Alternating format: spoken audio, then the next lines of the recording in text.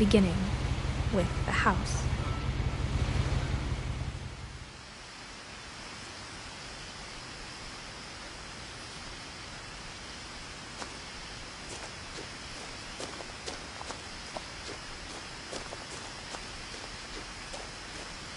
I lived here until I was 11, but I wasn't allowed inside half the rooms.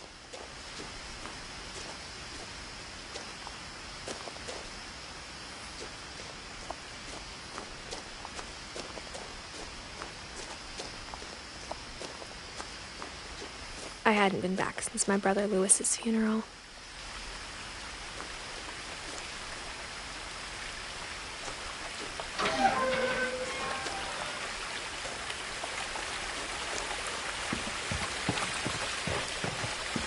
In her will, my mother left me a key, but didn't tell me what it unlocked. Maybe she thought I'd know, or she thought that the mystery would be enough to bring me back.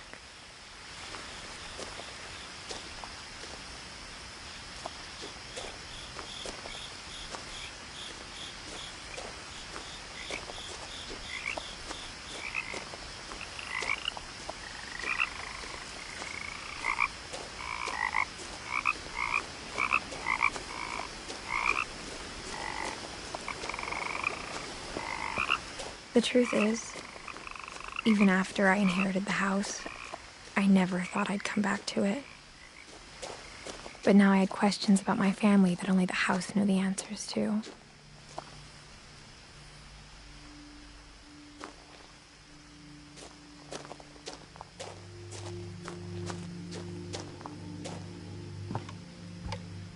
The woods around the house have always been uncomfortably silent, as if they're about to say something but never do.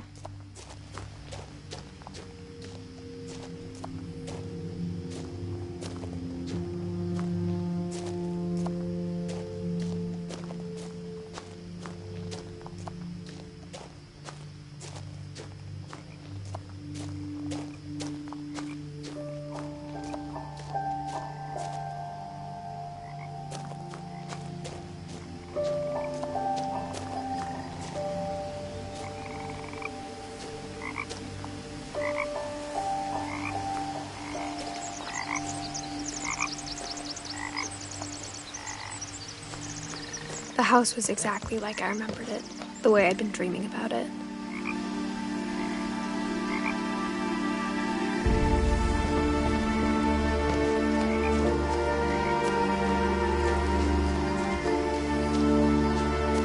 As a child, the house made me uncomfortable in a way I couldn't put into words. Now, as a 17-year-old, I knew exactly what those words were. I was afraid of the house.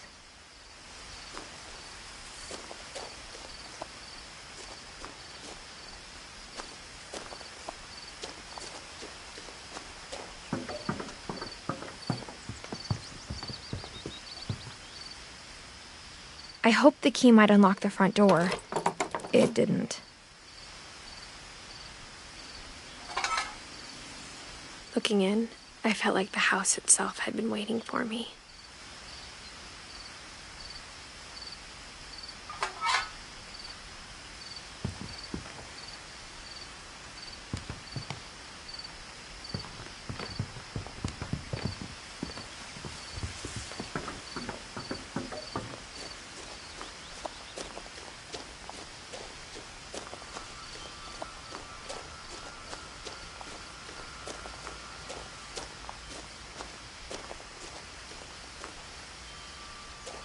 The house felt like it had always been here.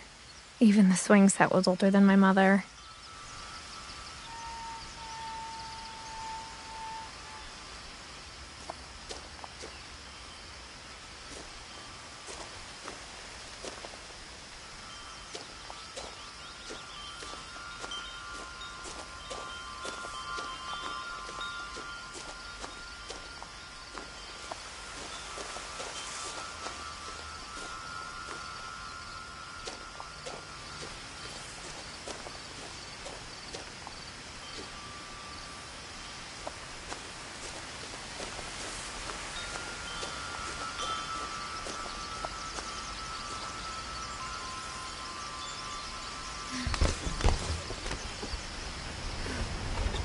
Crawling through the doggy door used to be a lot easier when I was 11.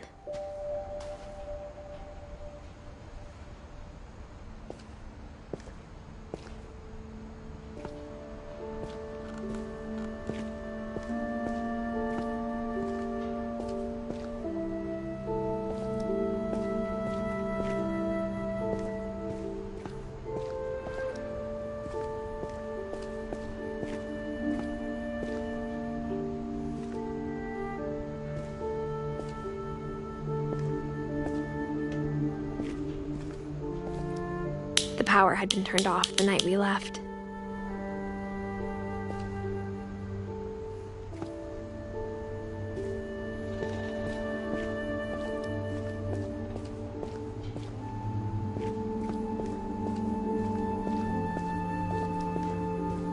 For the first time in years,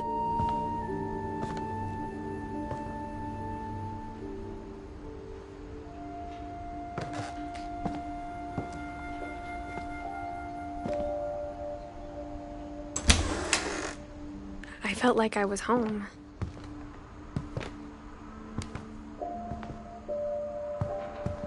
But instead of a family, there were just memories of one.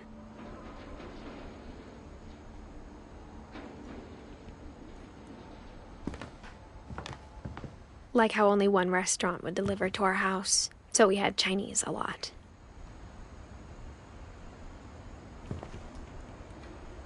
Or how after Louis started working at the cannery, we all got sick of eating salmon. Except our cat, Molly.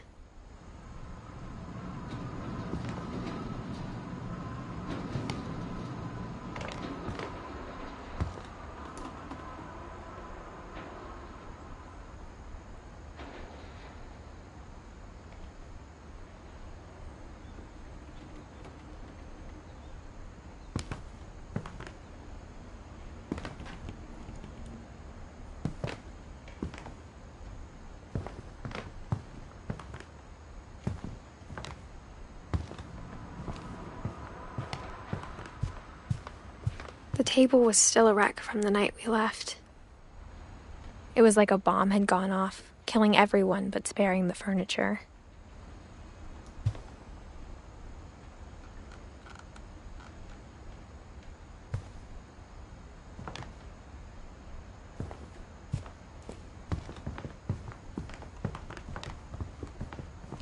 My mom was the only one of us who could imagine Great-Grandma Edie living in a nursing home.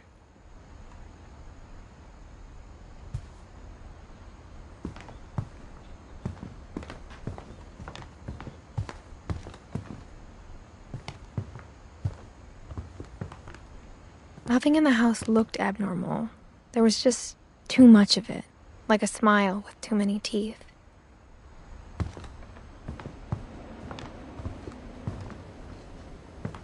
Even the fireplace had a story. Edie told me the bricks came from the original house, after it sank.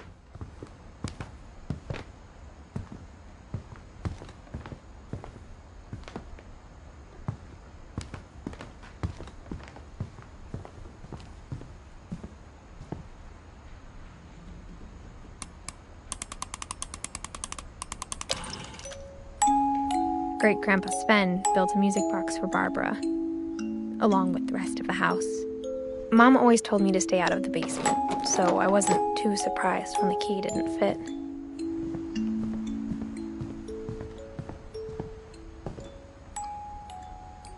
A lot of things got left behind in the whirlwind of that last night.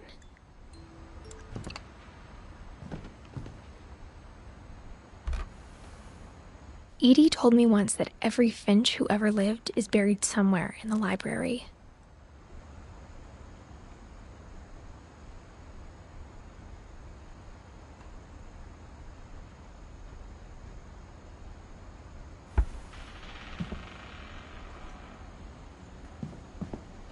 My mom wasn't much of an optimist, but she never stopped believing that my brother Milton was alive.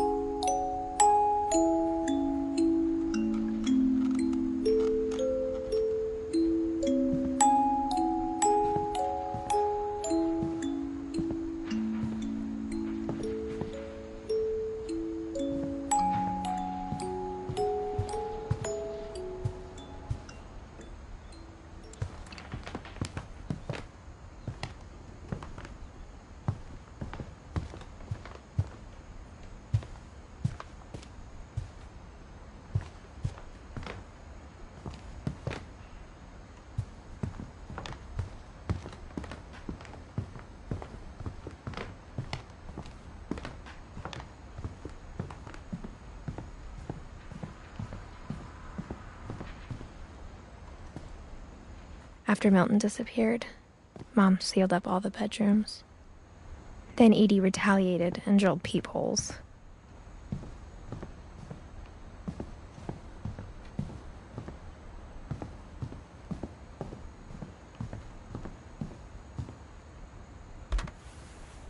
My Grandpa Sam spent 7 years sharing a room with his dead brother, Calvin.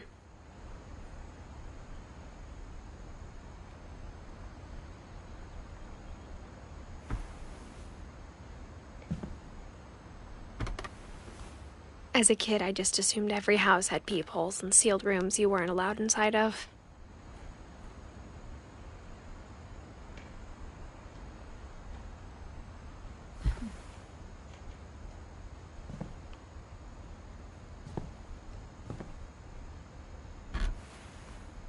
The last time I was in Edith Sr.'s room, I was 10 and she was painting my portrait.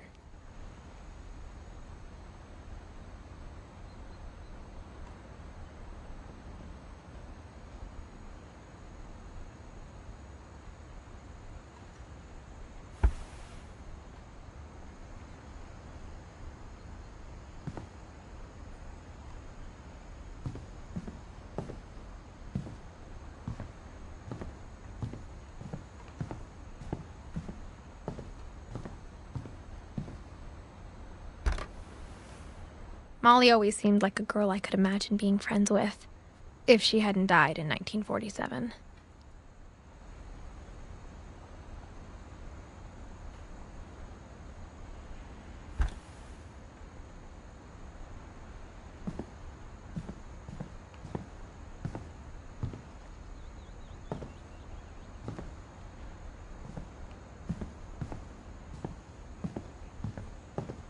Whenever people ask me about my family, the first thing they always want to know about is Barbara.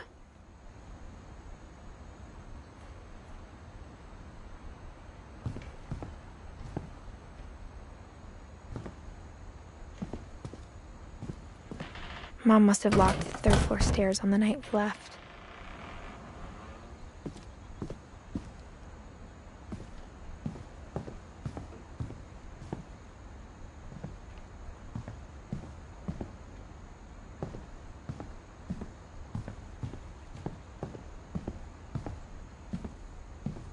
I spent a lot of time playing in Great Uncle Walter's room. I think my mom sometimes regretted not sealing it up.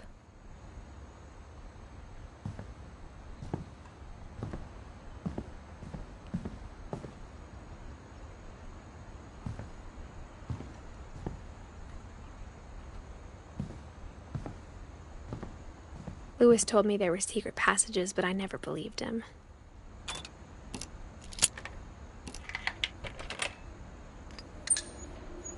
Turns out, my mom was really good at keeping secrets. Now it was time to find out what my mom had been afraid of.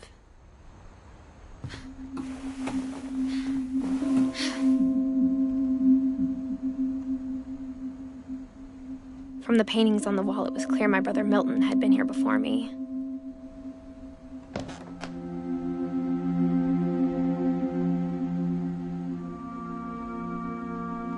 Reading this, maybe it sounds like I had a plan.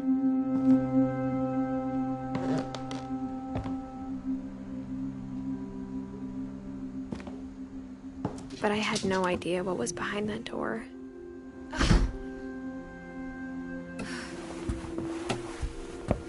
Just like I had no idea where all this was gonna lead.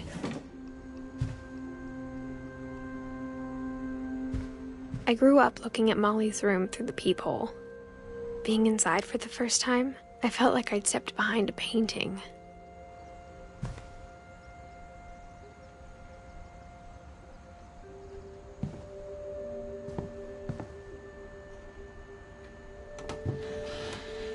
Molly's gerbil had a tiny bedroom with its own even tinier gerbil cage.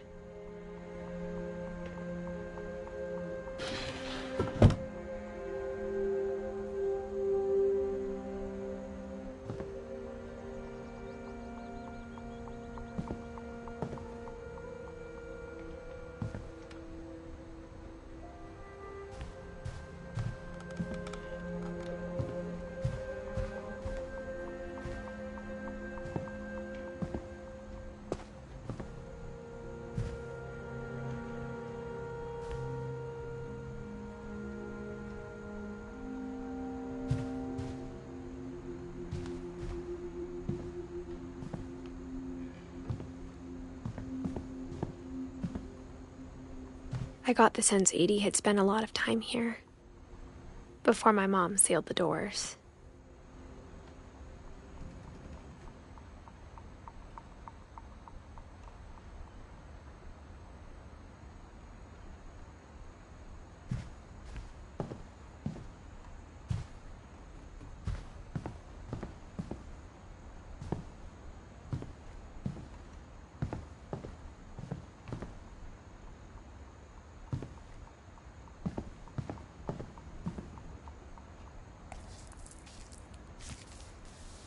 December 13th, 1947. Dear Diary, I'll be gone soon, but I wanted to tell somebody about what's gonna happen. It started when Mom sent me to bed without dinner. I woke up and I was starving, so I looked around for something to eat.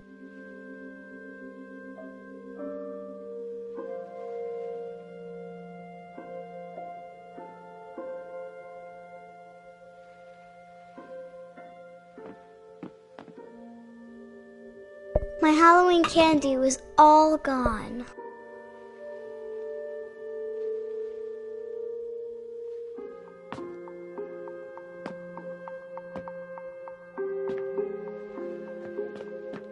The gerbil food was dry, but I didn't mind it.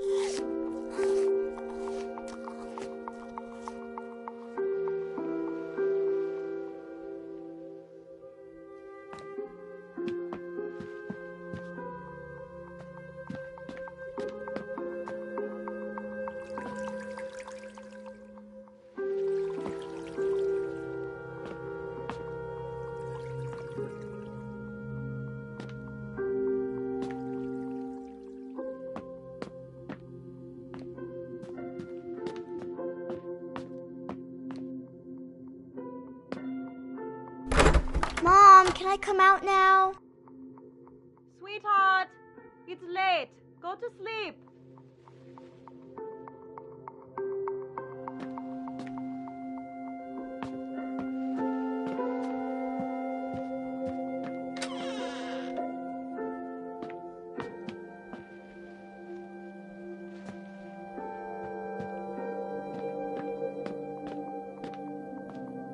I kept eating and eating.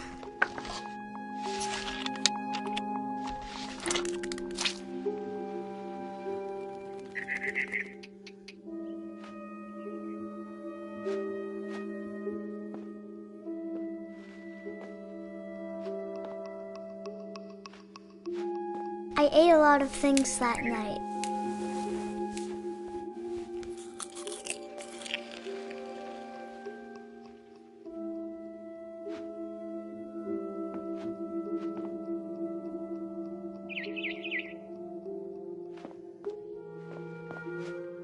Then I heard chirping outside my window.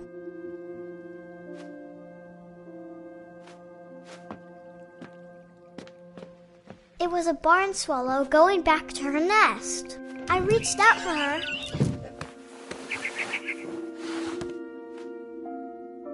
And suddenly, I was a cat.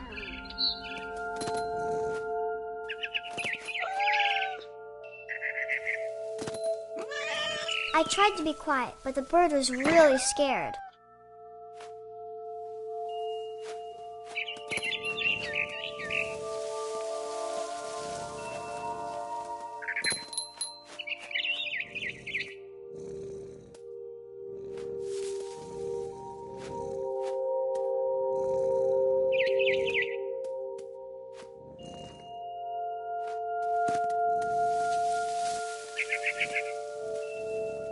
Mom and Dad didn't even look at me.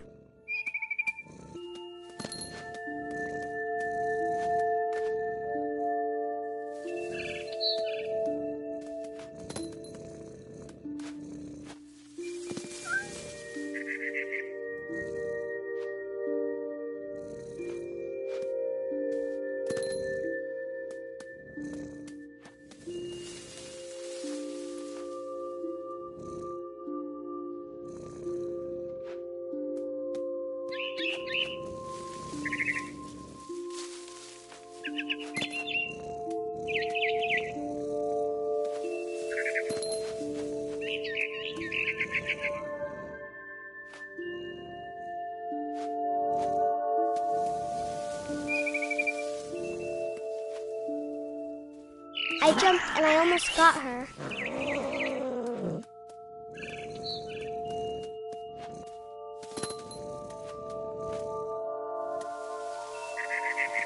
I could tell she was getting really tired.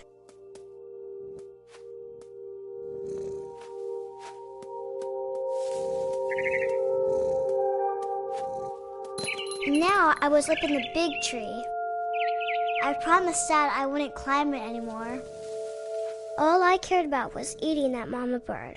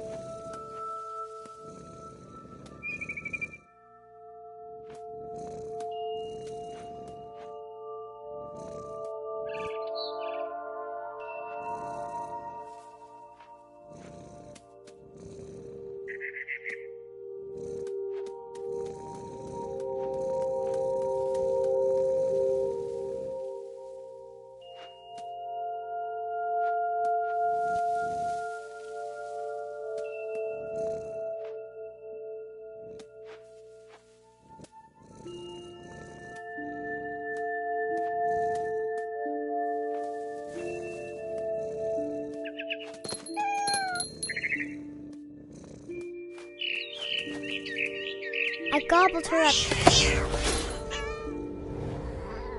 And suddenly, I was an owl. First, all I heard was the wind. Then I heard little teeth nibbling in the grass.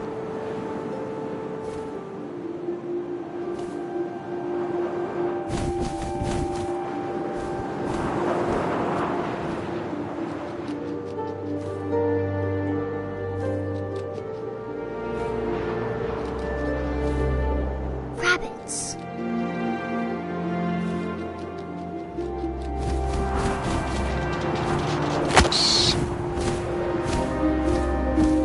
I imagined his face looking up and seeing mine through my talons.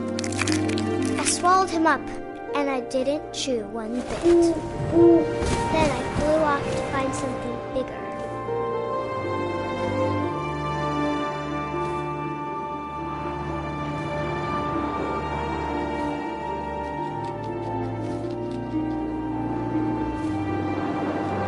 A mama rabbit.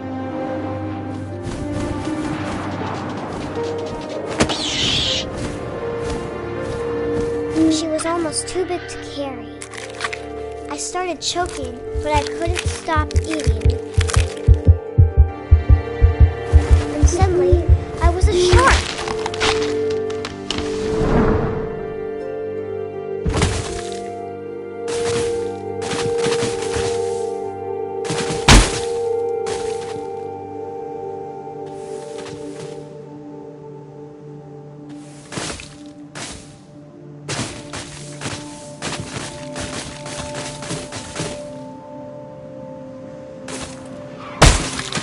I rolled off a cliff and into the ocean.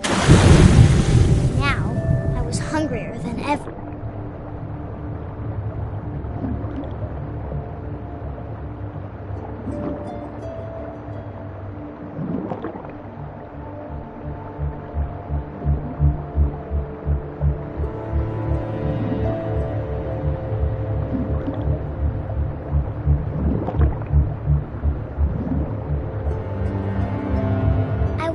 Fat, juicy seals.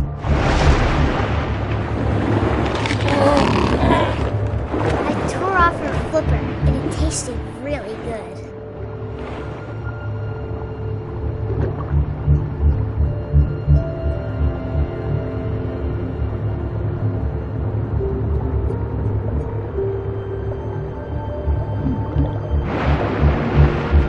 I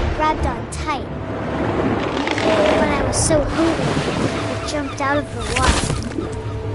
When I opened my eyes, everything had changed.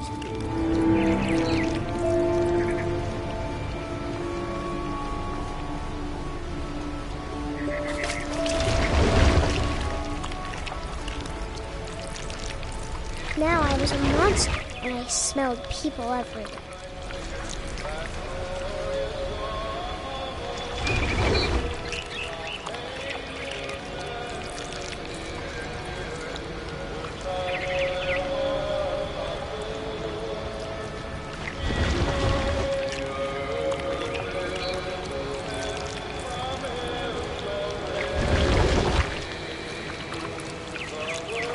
I was big, but I moved real quiet.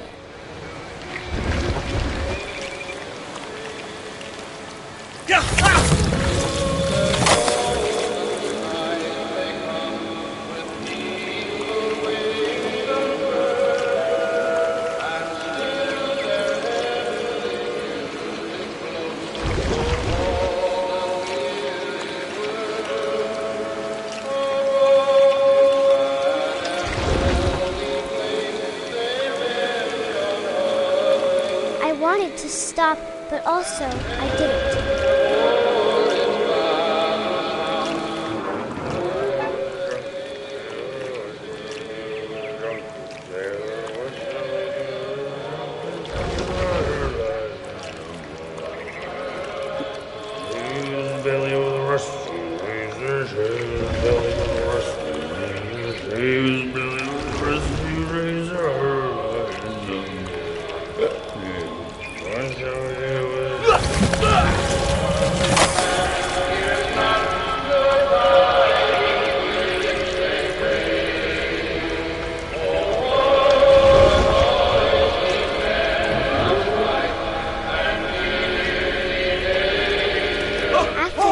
Passenger, I was still hungry. And to cross the water, I smelled something new. Something I had to have, so I swam towards it.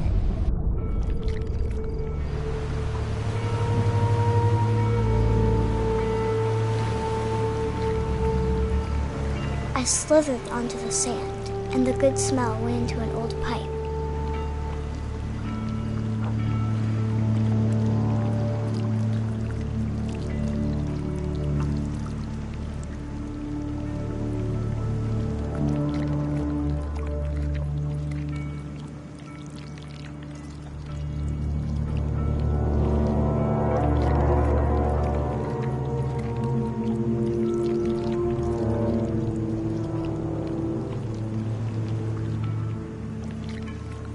I got closer and closer.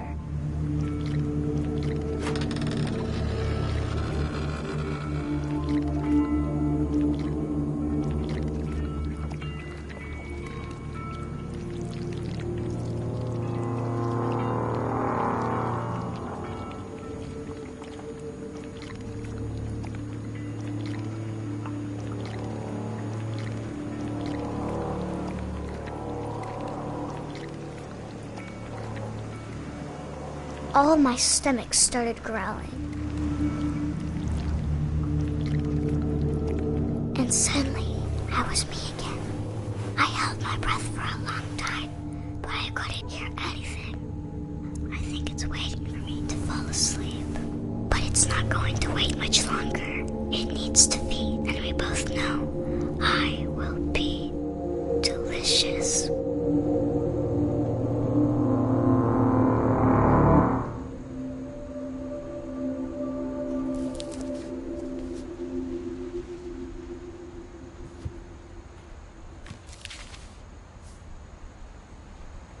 I'm not sure if I believed all of that, but I'm sure Edie would have.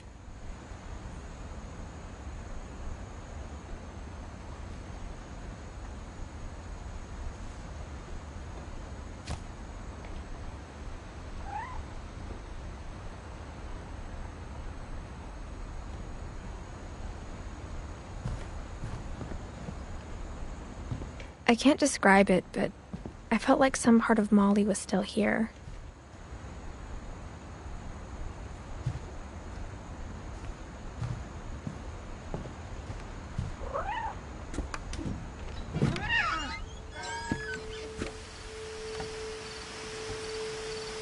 This will be obvious later, but my mom never told me any of these stories.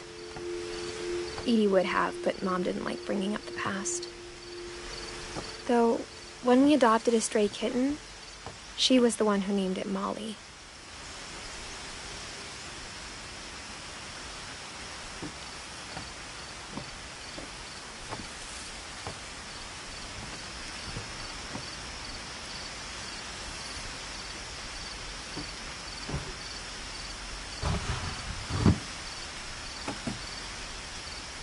I spent a lot of time in Great-Grandma Edie's room.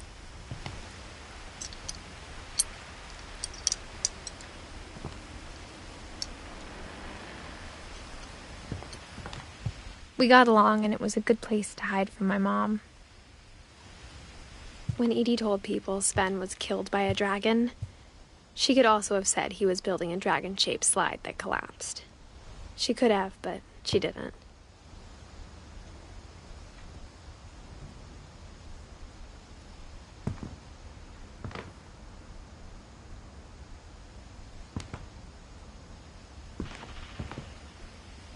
One summer, they evacuated the island, but Edie refused to go. For a few weeks, she was a celebrity.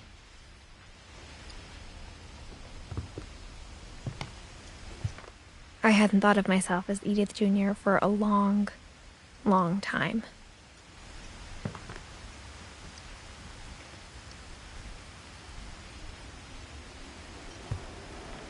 Edie gave a big interview about a mole man living under the Finch house.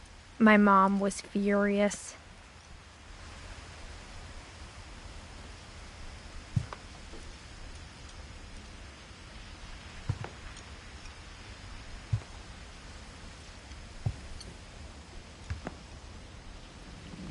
Edie knit me a new pair of gloves every year, just in time to replace the old ones. Louis died a week before we left, but Edie had already started to memorialize him.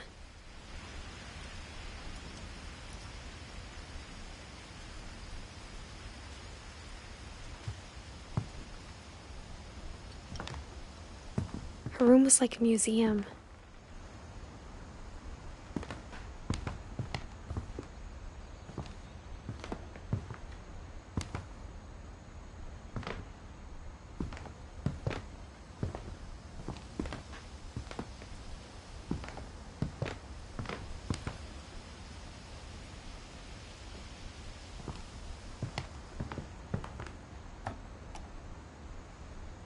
For 500 years, the Finches have been famous throughout Norway for their fortune and misfortune. Odin Finch buries the latest victims of the family curse, his wife Ingeborg and their newborn son, Johan.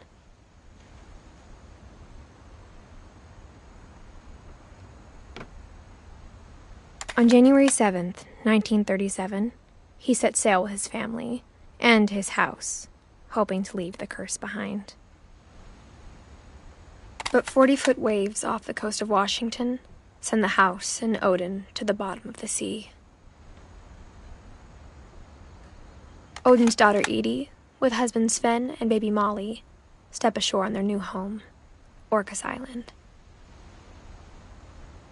Odin Finch is the first to be buried in the new family cemetery. His daughter Edie is already dreaming of a new Finch house.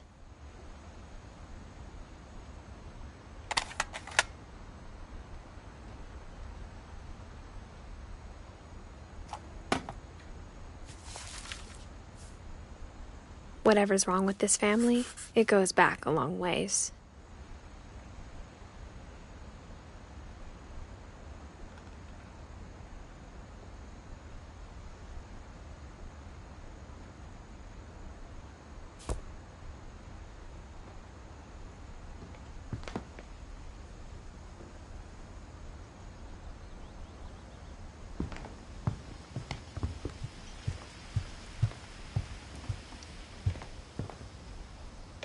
Even in her 90s, sometimes Edie seemed a lot younger than my mother.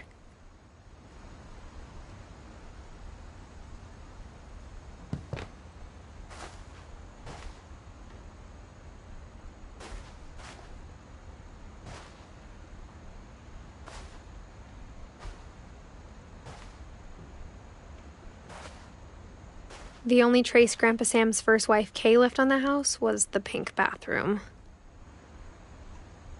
It was a pretty big trace.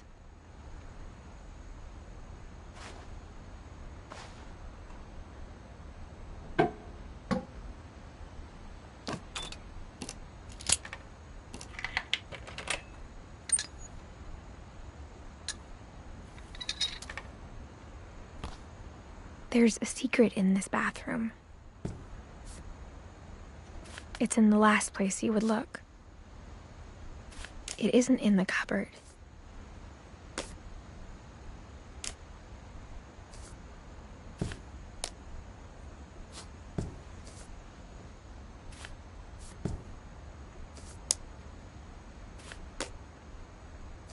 It's hidden in this book.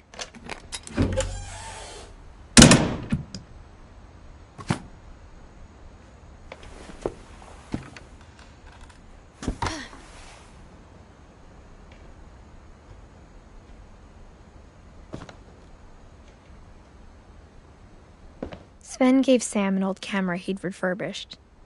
He never put it down.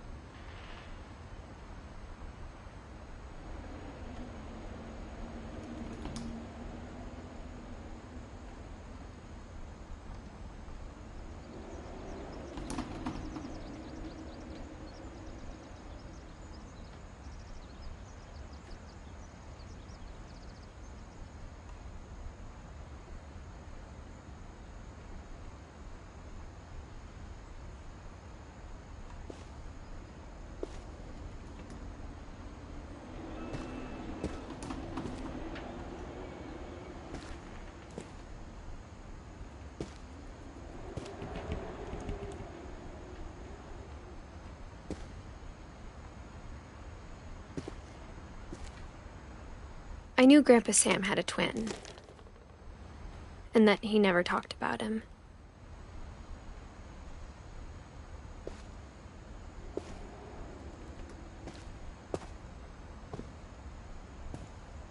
I guess my grandpa didn't like history any more than my mom did.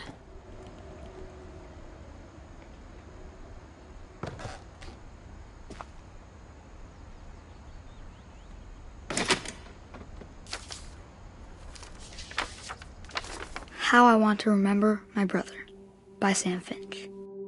The thing I remember is that when he made up his mind, that was it. My brother said he'd die before he ate another mushroom, and he did. At Barbara's funeral, we swore we'd never be afraid again, and he wasn't. I think Calvin always wanted to fly.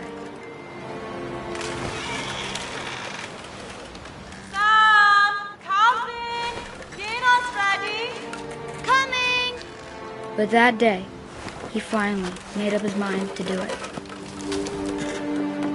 I told him going around was impossible, Maybe if I hadn't said that. Calvin, I'm not gonna tell you again. Maybe if the wind hadn't picked up. Then maybe he'd still be here. But I doubt it. I think he'd already made up his mind. That's what I want to remember about my brother.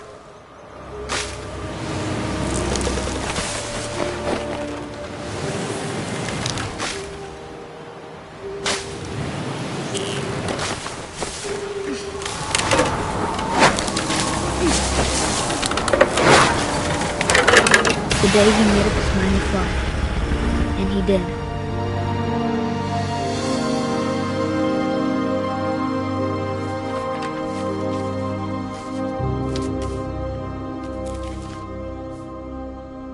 Calvin's story felt strangely familiar. When I was younger, I remember trying to do the exact same thing.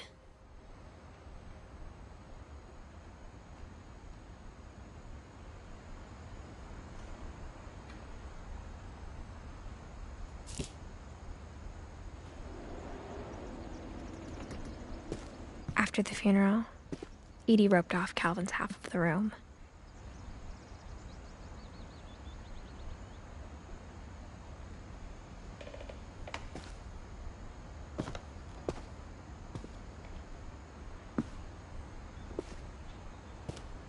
Mom said Grandpa Sam enlisted at 18 and never set foot in the room again.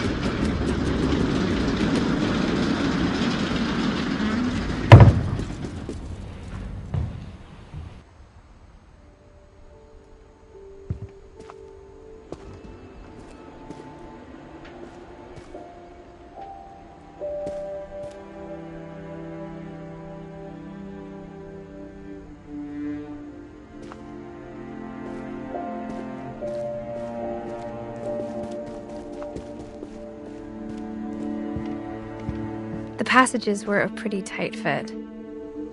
They'd obviously been built for smaller hands and bellies.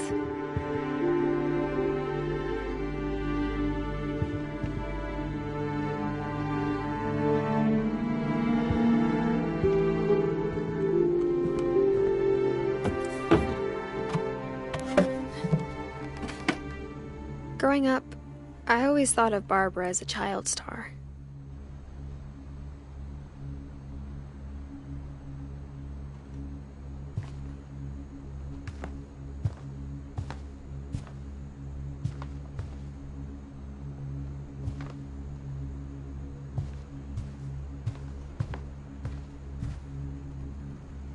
I never thought about how hard it must have been for her afterwards.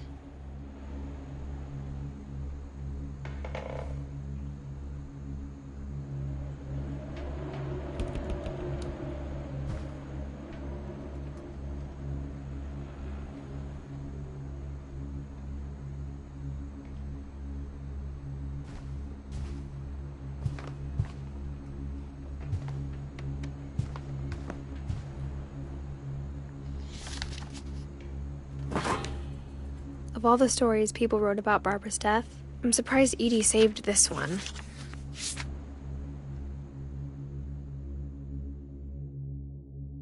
Old Jack here with another ghastly tale inspired by America's most unfortunate family.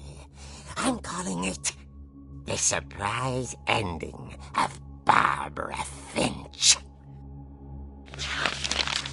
As a child star, Barbara was famous for her scream. Now at 16, she was all washed up, a has-been. But in a lucky break, she'd been asked to perform her signature scream at a local convention for monster movie fans. It was just the boost her career needed. Unfortunately, her scream hadn't aged well. Getting better. I think you just need the right motivation. Her biggest fan and current boyfriend, Rick, was about to demonstrate when...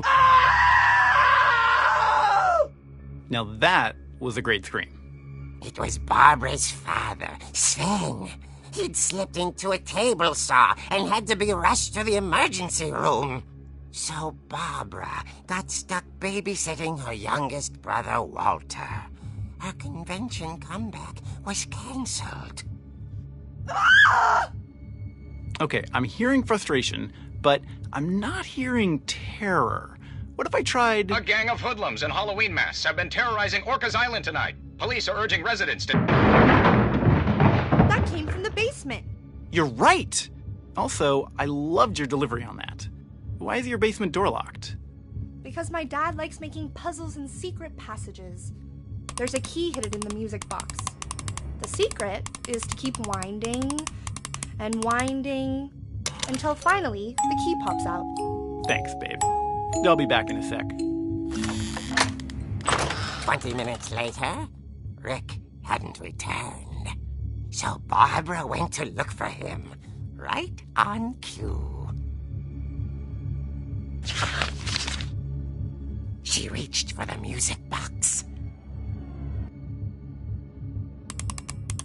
And as she wound the key, she listened for Rick, but the house was silent.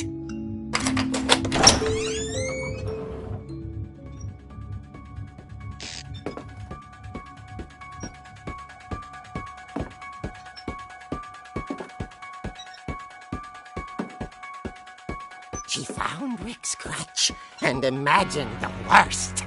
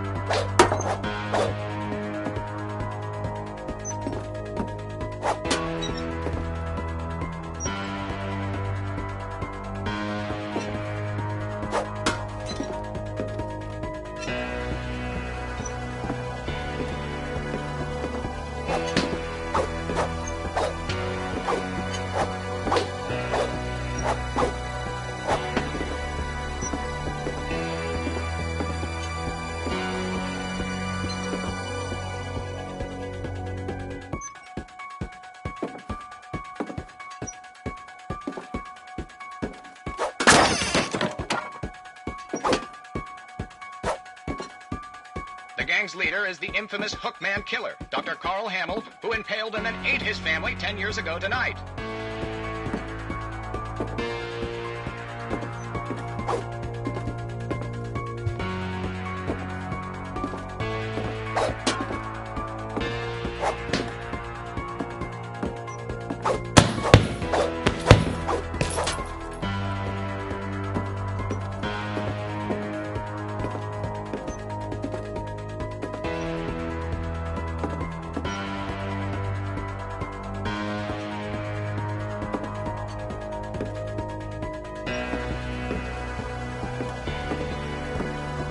The old fridge rattled and grew still.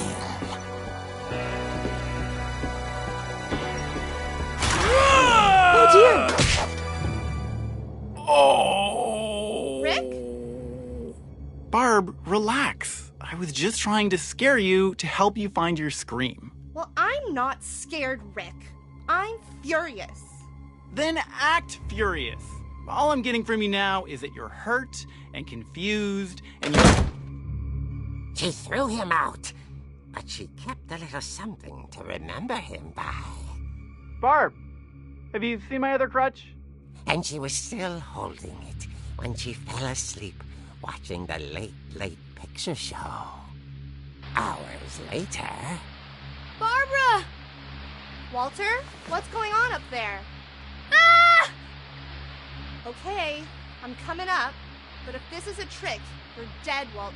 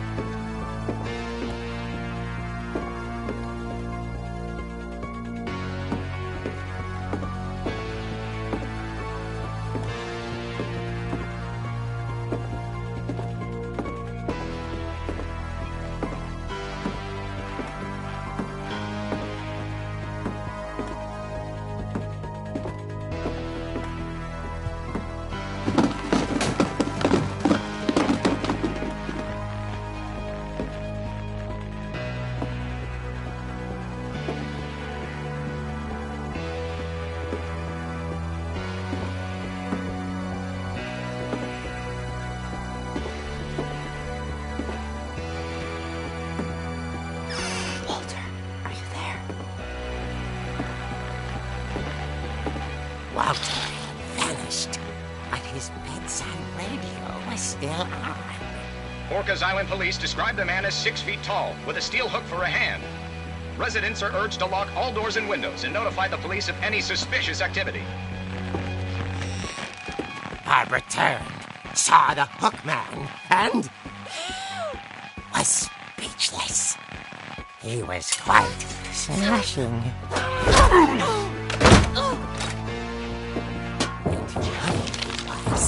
And he couldn't get enough of Barbara. Okay, Barbara, there's gotta be another way out of here.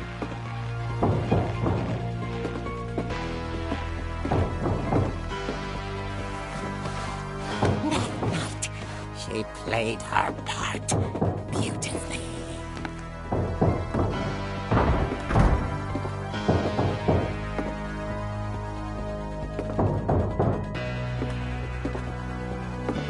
Molly's door hadn't been opened in years.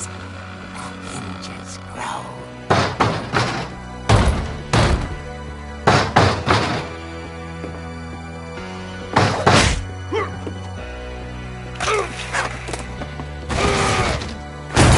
He wasn't moving, but she sensed the story might not be over yet.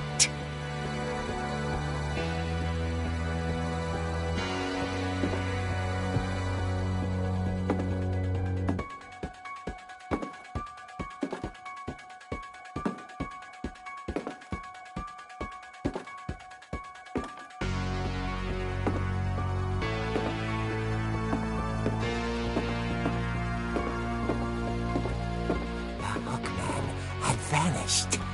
She listened for his breathing, but all she heard was...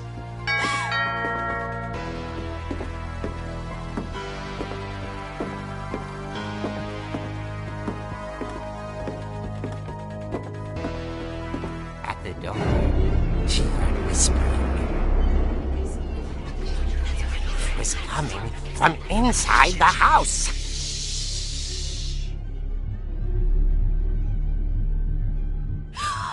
Oh dear.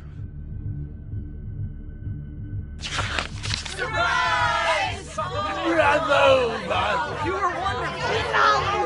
monsters had come to surprise her. For Barbara, it was a dream come true. Then she saw what kind of monsters they were, and she realized what was about to happen. She was going to be famous. And with her final breath, Barbara Finch gave the performance of her life.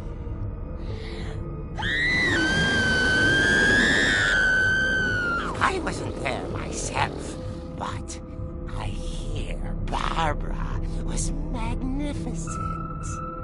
Poor girl. She had a taste for stardom. But unfortunately, so did her fans. Of course, the police blamed it all on poor Rick, who disappeared the same night. And little Walter? Hiding under his bed the whole time. He took it all pretty hard, but that's another story. As for Barbara, tucked inside the music box is all they ever found of her. Her ear. Now that's what I call a real eerie tale.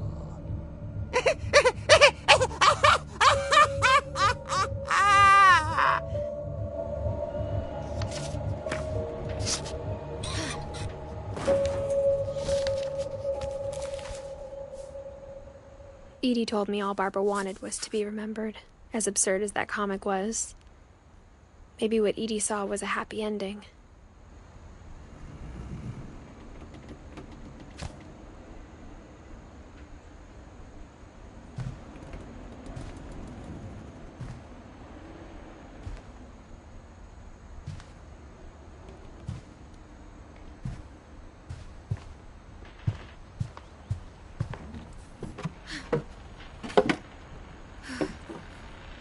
I guess now I know why Mom didn't like me playing with the music box.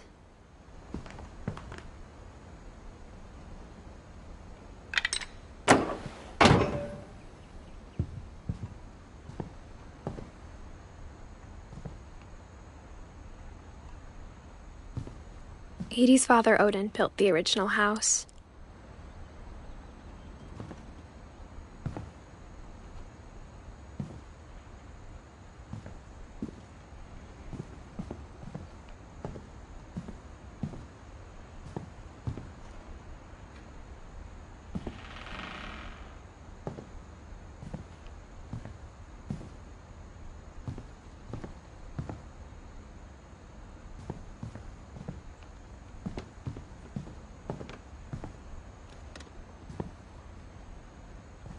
It's funny.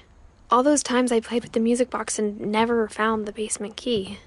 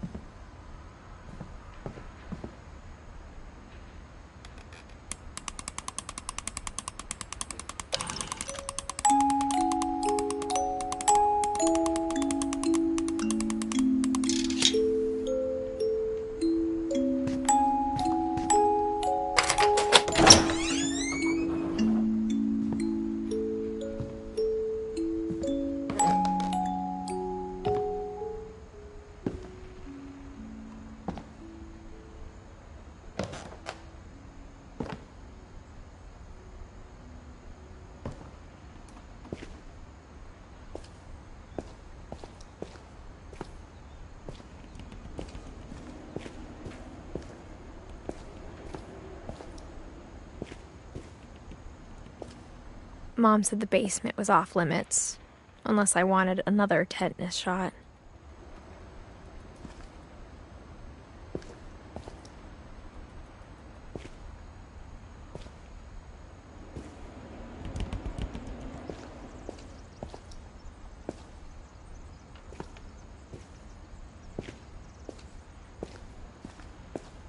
I saw Edie sneak down to the basement once, carrying packages.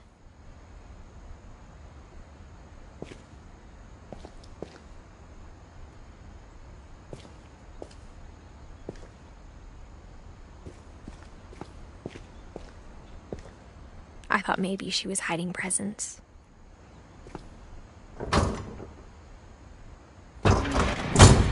It turned out she was hiding a lot more than that.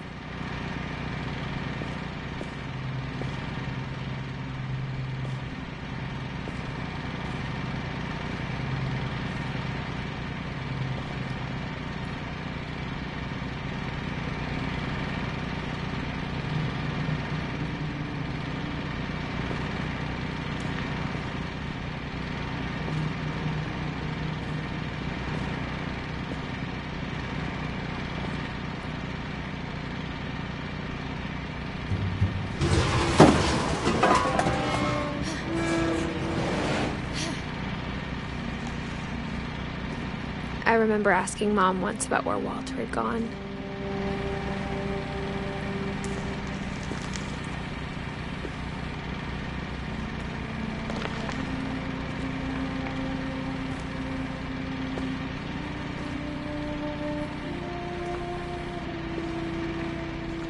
She said after Barbara died, he got as far away as he could.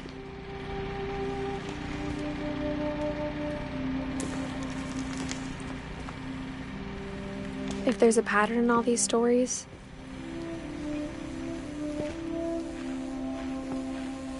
I think it's that none of us has gotten very far.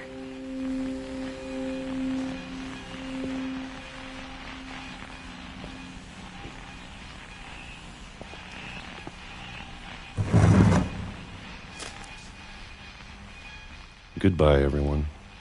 I can't believe I've been down here for 30 years. On that first day, after the shaking started, I didn't think I'd survive a week.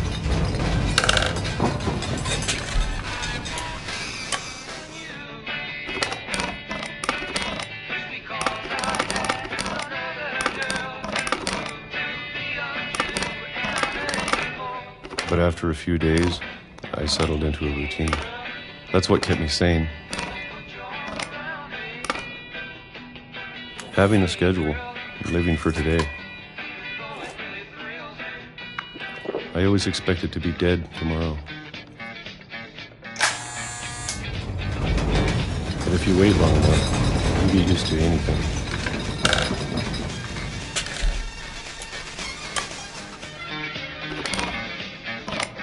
Even a monster on the other side of the door starts to feel normal. Almost friendly.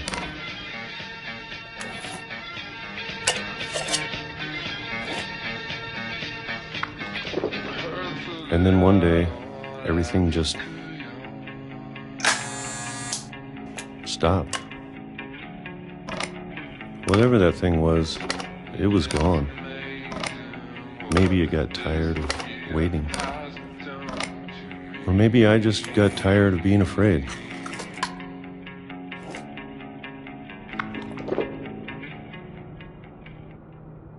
It's been a week now, the longest in 30 years. I'm done waiting. I have to leave while I still can.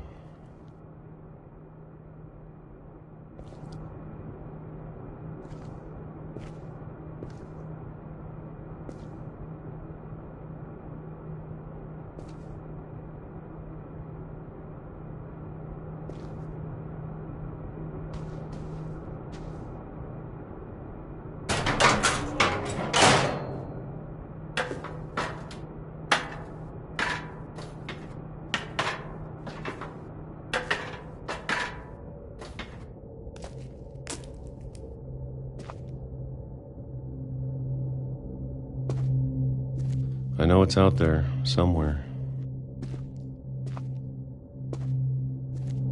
Whatever killed Barbara and Molly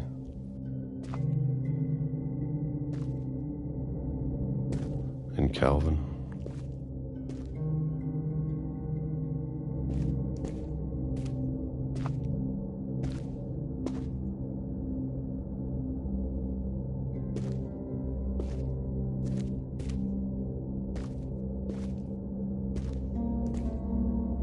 Maybe this is all a mistake. But I need to stop living the same day, even if it kills me.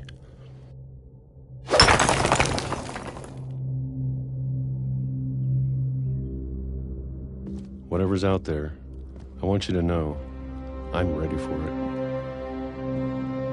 I'm going to appreciate all of it, especially the food. I don't mind if I only have a year left, or a month, or a single week. I'd be happy with one new day. I can already imagine the sun on my face.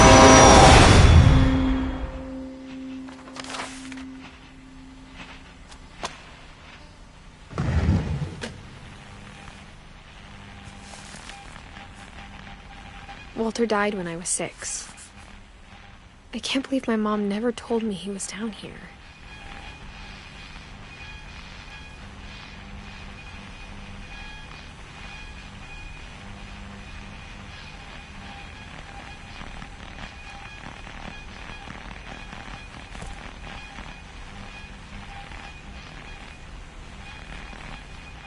I'm sure my mom was trying to protect me.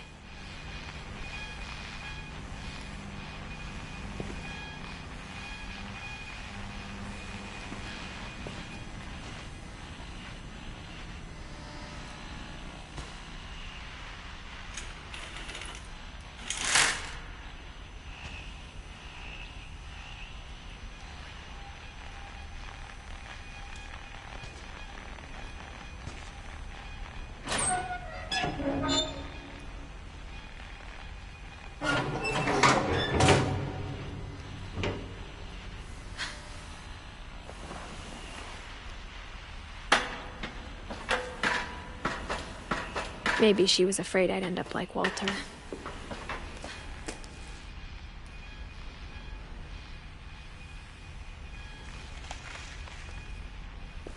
But if she never told me about an uncle under the house,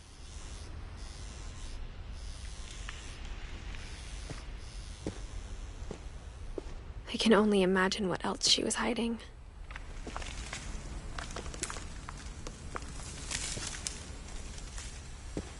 I don't want to make the same mistakes she made.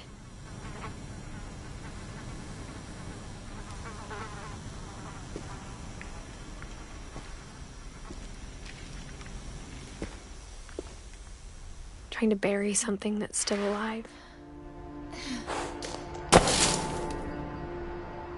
Now that there's only one of us left, or maybe 2,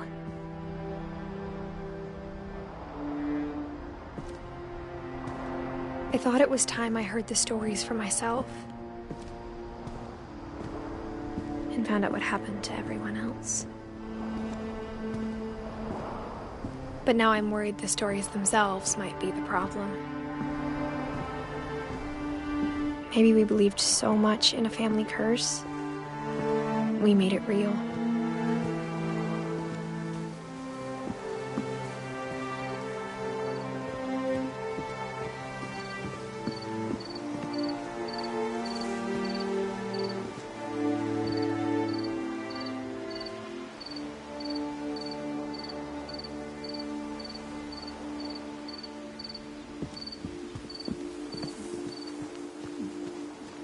I don't know if I should even be writing this.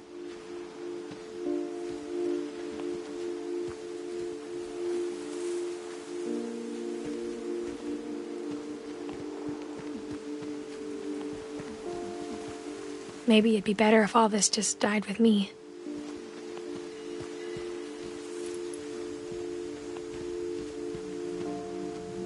But I thought you should know about your family.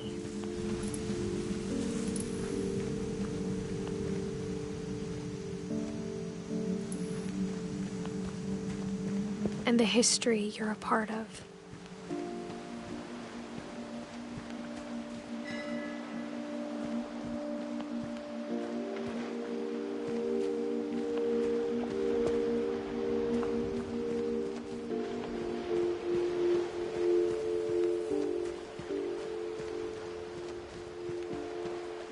Though to be honest, I feel as lost as you probably do right now.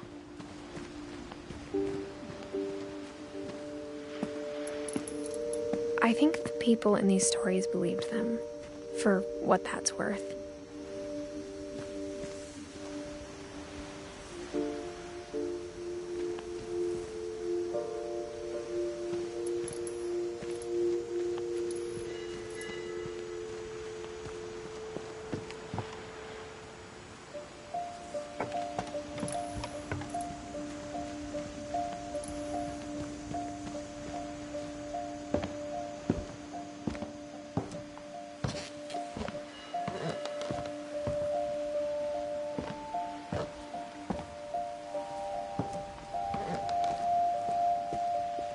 And when you look at the house, had that history of imagination and stubbornness and madness,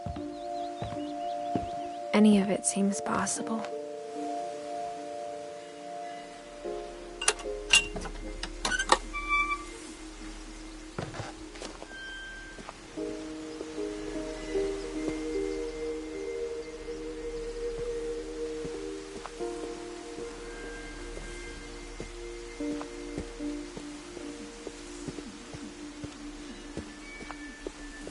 I think we've been surrounded by death for so long, we've just gotten used to it. What kind of family finishes building a cemetery before starting the house?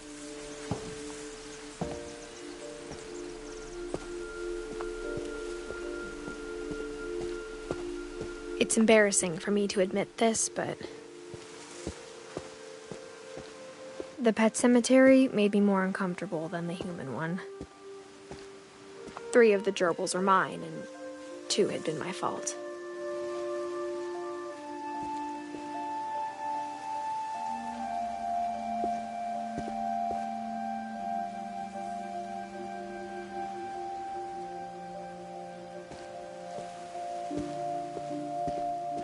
Sven built the house, but it was Edie who designed the cemetery.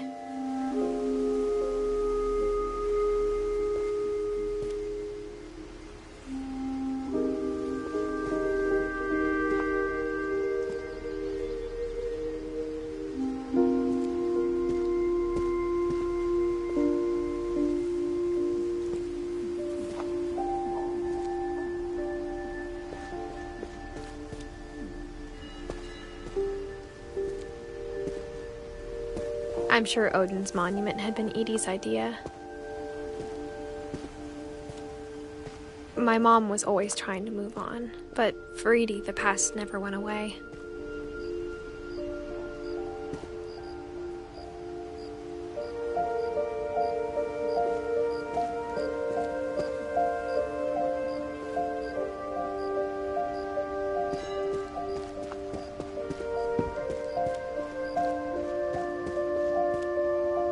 She could see it poking out of the water at low tide.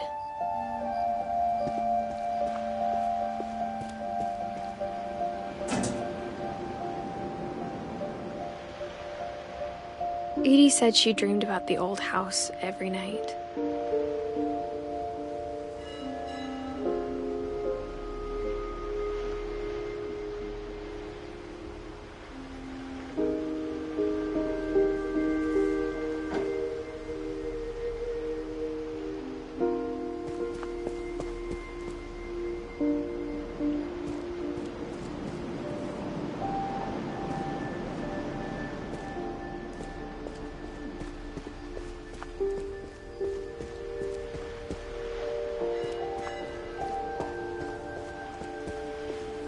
Edie's side was always easier for me to understand. But the older I get, the more I can see where my mom was coming from. Her dad had been pretty strict, but it wasn't enough to save her brothers. She was just trying to do better.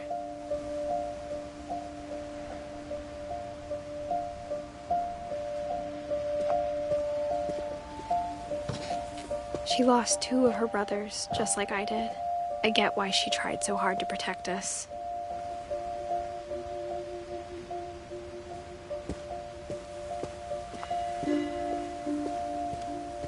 There's so many things I wish I could ask my mom now. Part of me thinks this is what she wanted all along.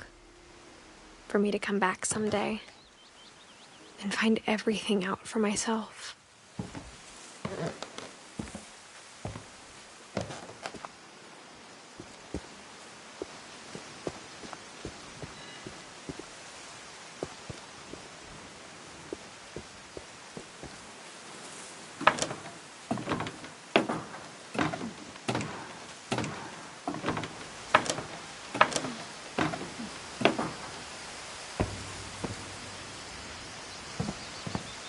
But looking back on it now,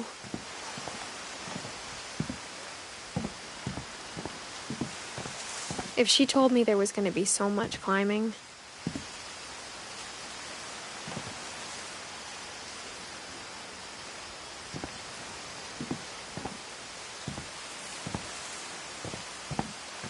I never would have come when I was 22 weeks pregnant.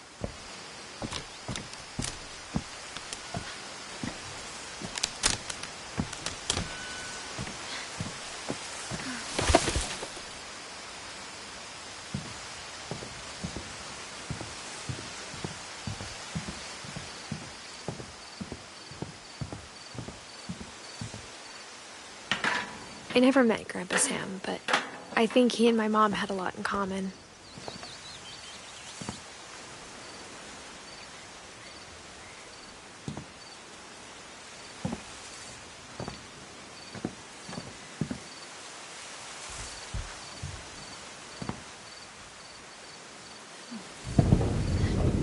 They were both pretty intense.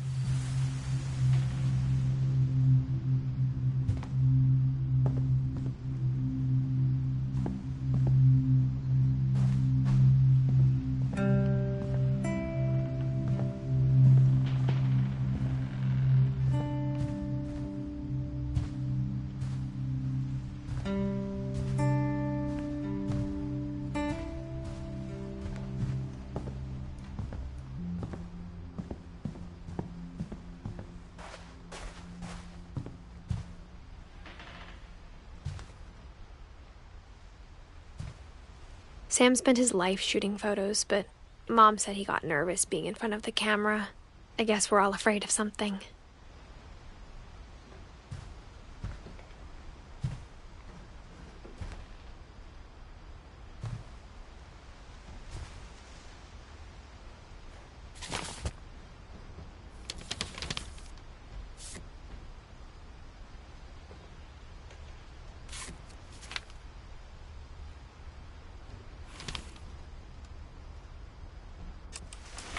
Dawn, I promise, you'll never forget this weekend.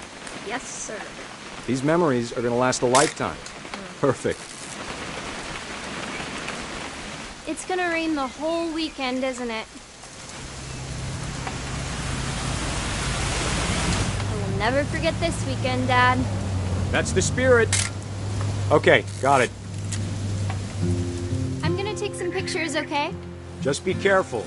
That camera's older than you are.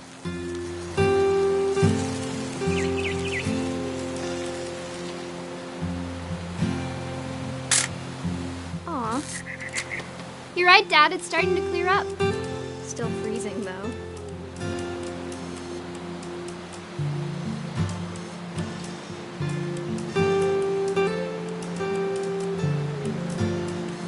Definitely should not have drunk all that coffee.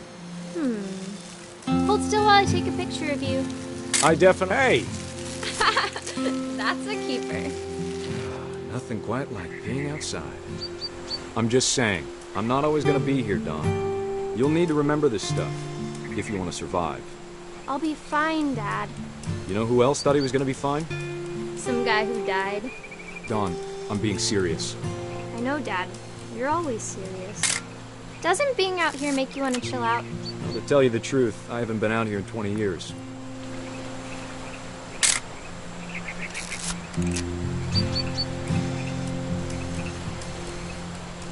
Dad!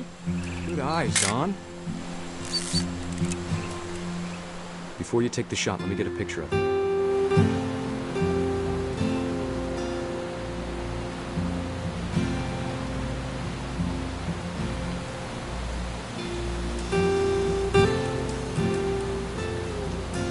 Dad, I... Just breathe. Turn off your imagination. Let me get behind you. Do I have to do this? Dawn, you don't have to do anything. But if you want to survive, you'll need to be strong.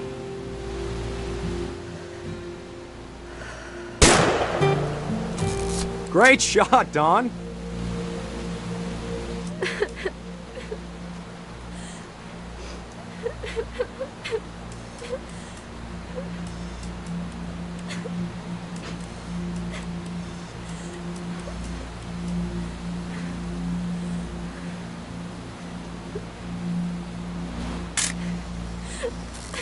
I'm proud of you, Dawn. Always remember that, okay?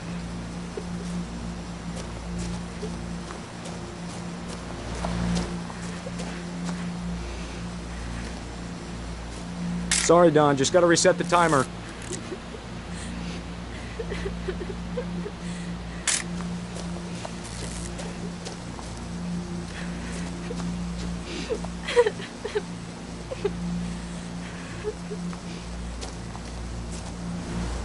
Dad, it's twitching. I think That's it's totally normal, Don. Just focus on the camera. Try not to think about— Dad!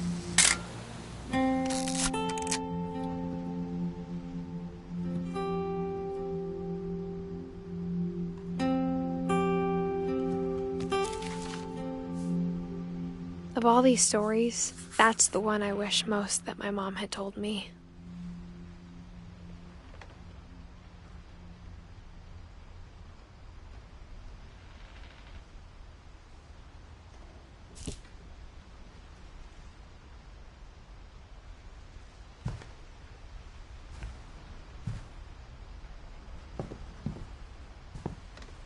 Instead of hiding from death, Sam seemed to go out of his way to meet it.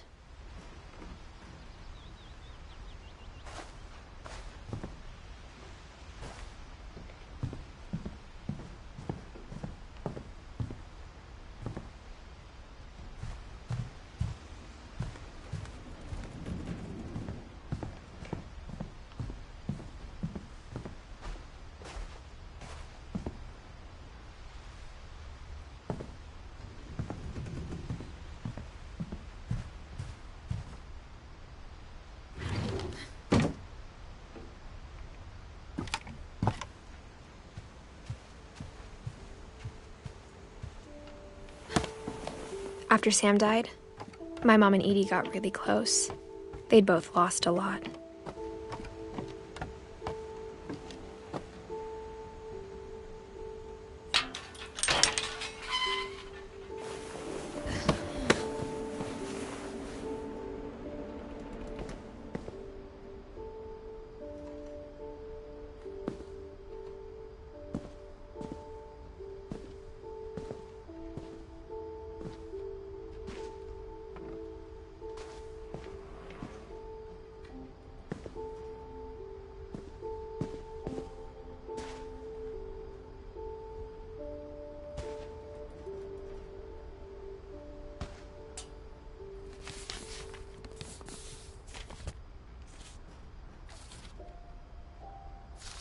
Dear Kay, do you remember the way Gregory used to laugh when he thought he was alone?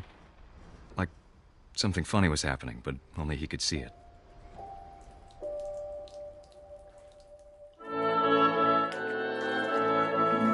I think he saw things the rest of us don't.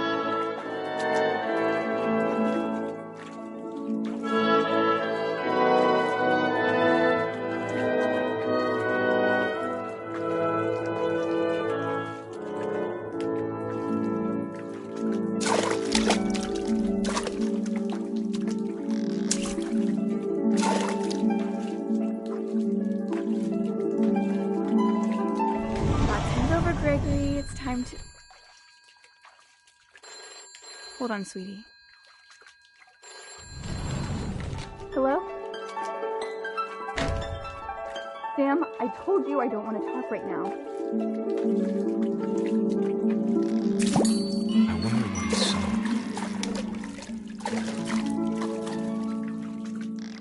What his world was like.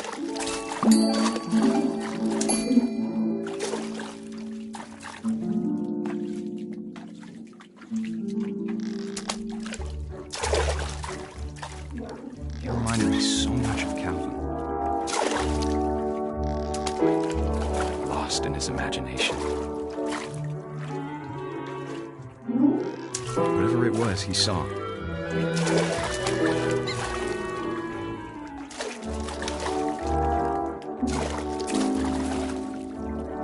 It sure made him happy.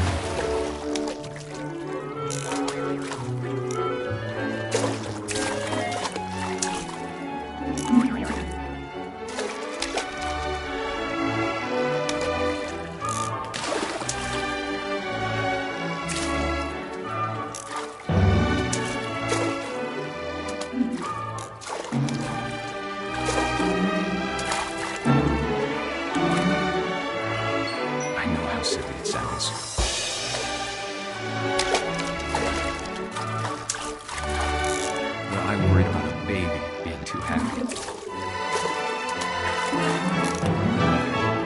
But I could feel him slipping away. Sorry about that, Gregory. I know you did everything you could. Maybe if I hadn't called that night. Damn it. Hold on, I don't want Gregory to hear this.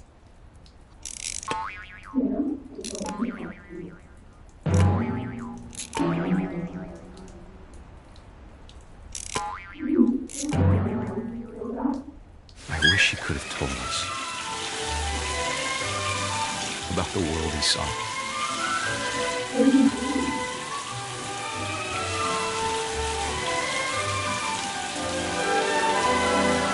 There's so much I don't understand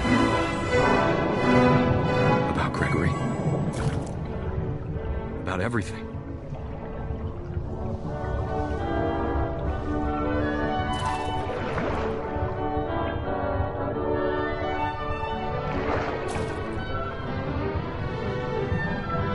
I know what happened wasn't your fault.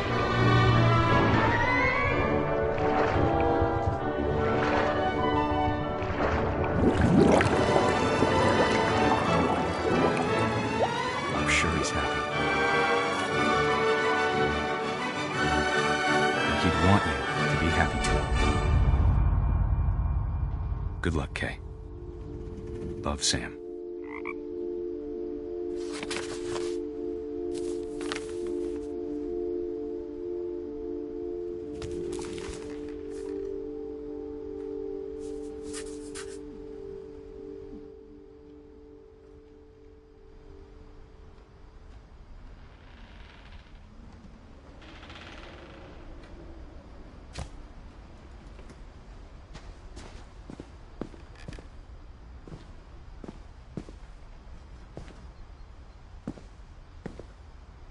I can't imagine my mom ever writing poetry, and yet...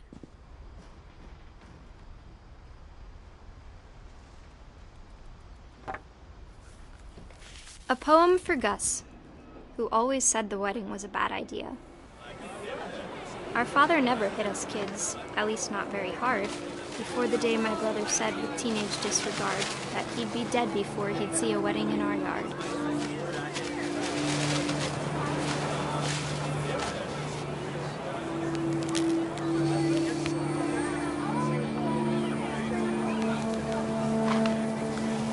My father made him come, of course, but Gus stood far apart, just flew his kite and bottled up the storm inside his heart.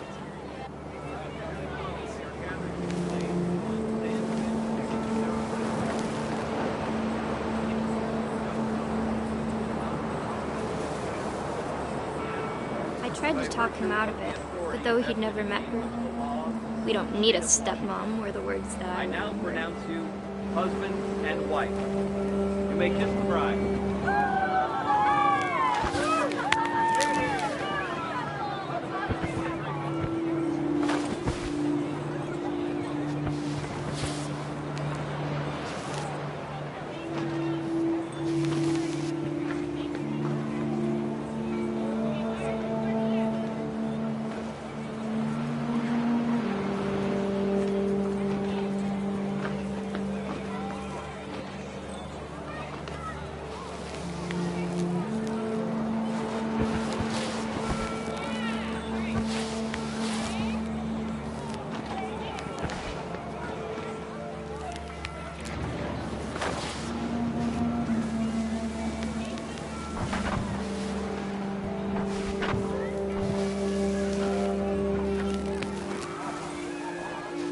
When the time for photos came, Dad ordered him to come here.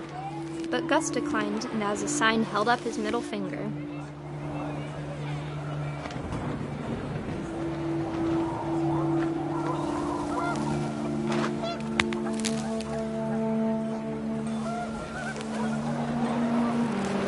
The wind picked up, and panicked geese appeared and quickly went. But all the humans did that day was go inside the tent.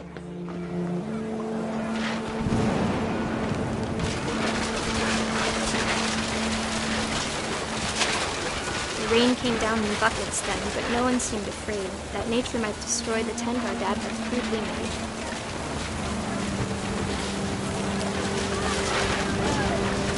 Thunder sounded much too close and full of angry power.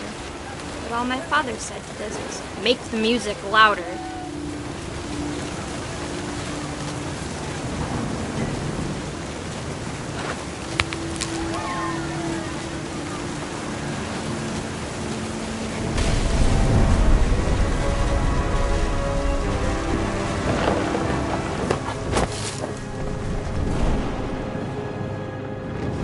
I wish that I could truly say I thought about you on that day.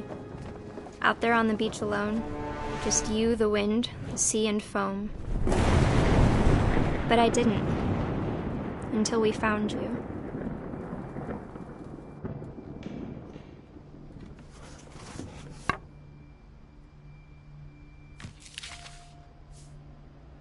She never talked about him, but Mom told me once if I was a boy, they were going to name me Gus.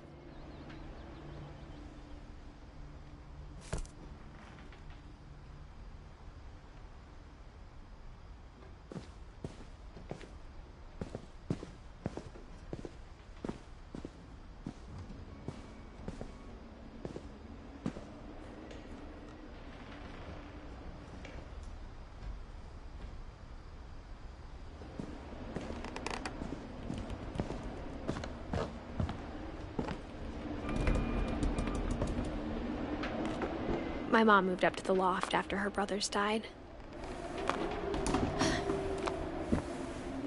At the time, it was as far away as she could get.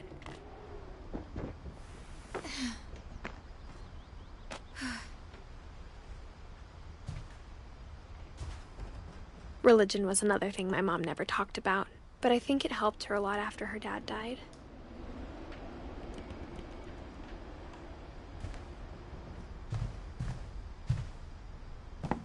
She spent a summer building houses in Calcutta, where she met my dad, Sanjay.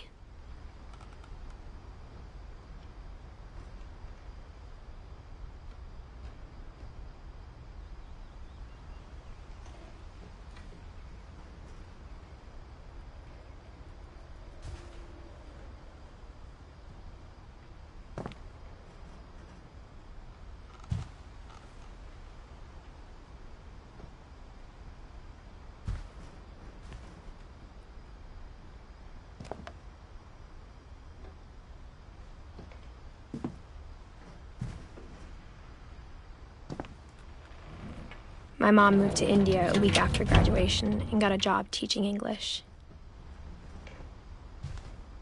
Louis was born a year later.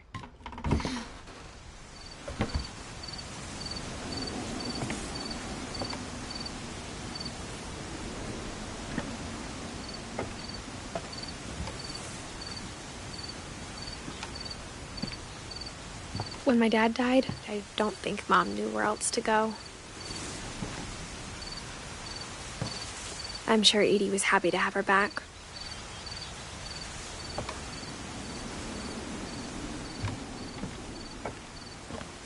The house had to get a little bigger, but Edie was used to that.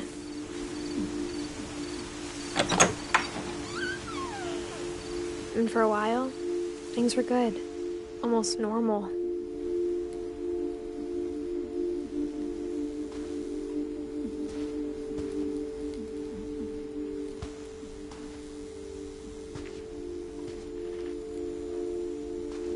But it didn't last.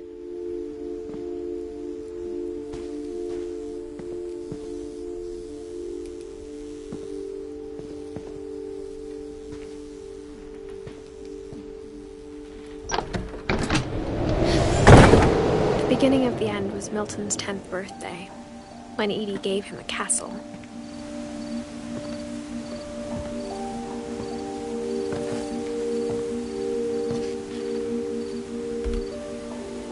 After Milton disappeared, the only thing he left behind was a room full of paintings.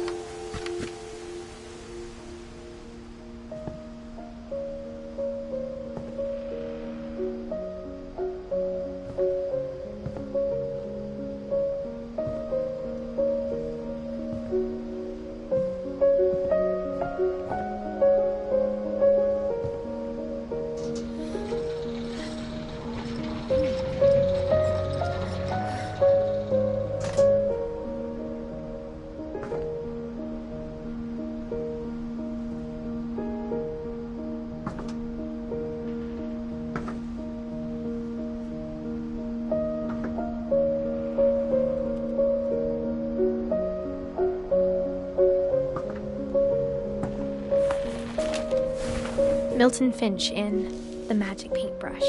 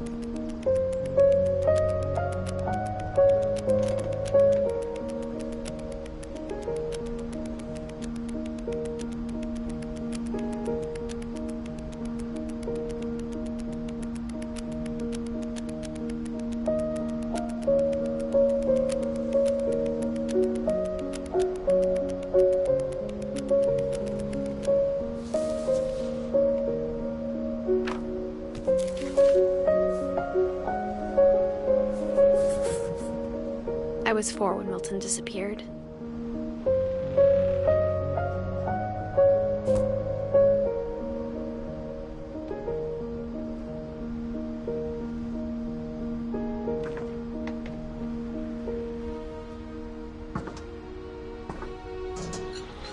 Mom spent months searching for my brother. Then she sealed the doors.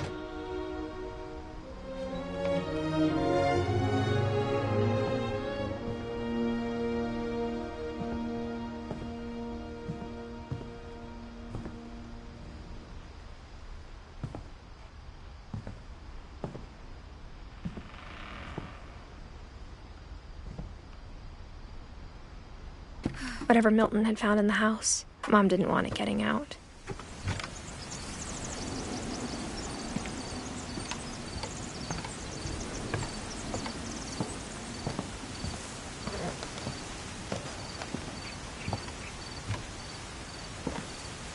Mom definitely blamed Edie, but I think Louis blamed himself.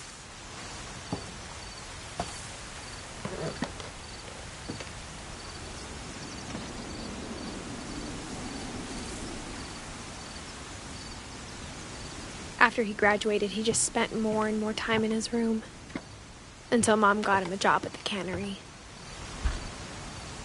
Everyone always told me to stay out of Louis's room, except Louis.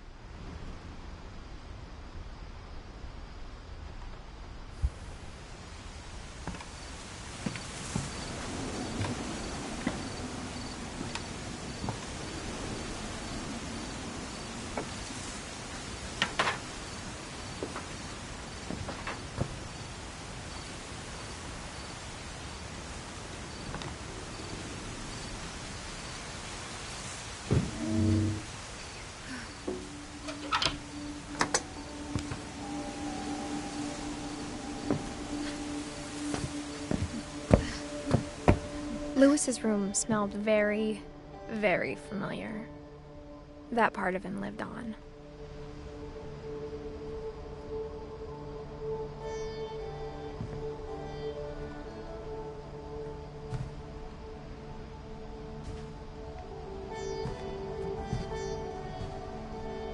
Louis and I spent a lot of time playing games together, but he was surprisingly bad at them. He died a lot.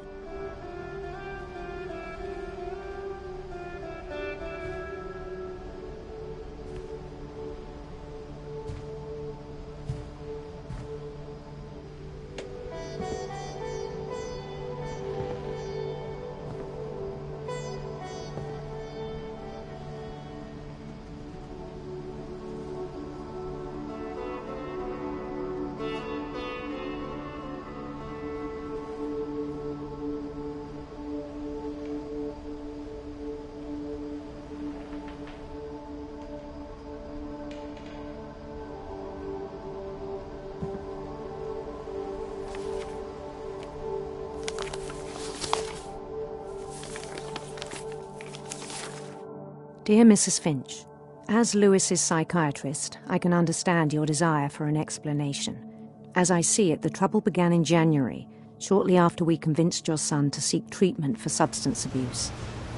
Newly sober, I believe Lewis first noticed the monotony of his daily life.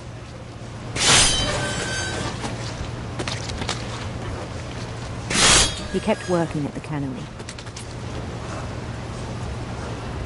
but he withdrew part of himself. In our sessions, I saw the same behavior. His mind began to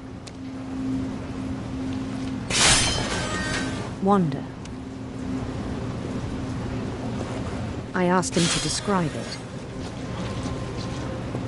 He said he started small, imagining a labyrinth. He'd feel his way about. Then something moved.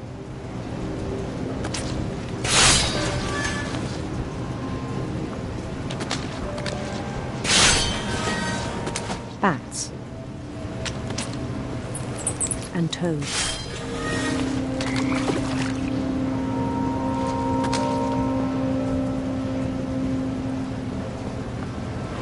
And things that have not names.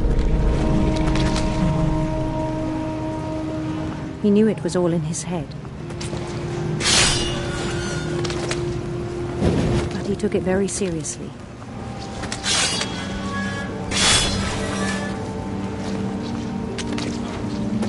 I had hoped he'd find himself.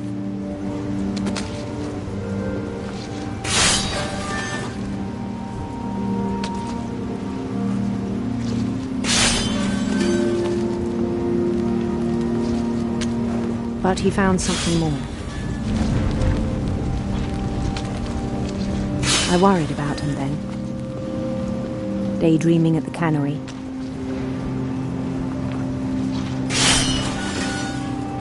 I spoke with his boss. But he said Lewis had become a model employee. Methodical, tireless, focused.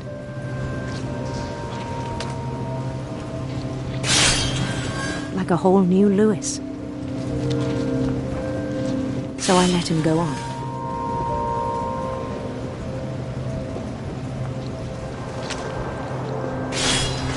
I even encouraged him. It seemed very promising at first. He told me he'd made a new friend.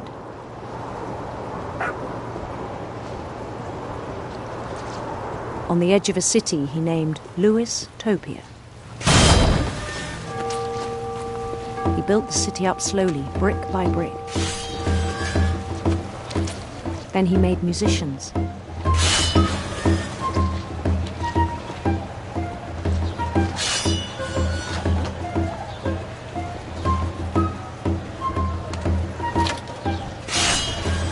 And songs for them to play. He talked about starting a band. And he was always humming something.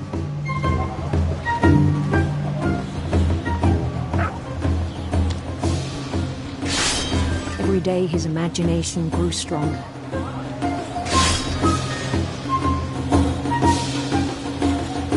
He no longer spoke at the cannery.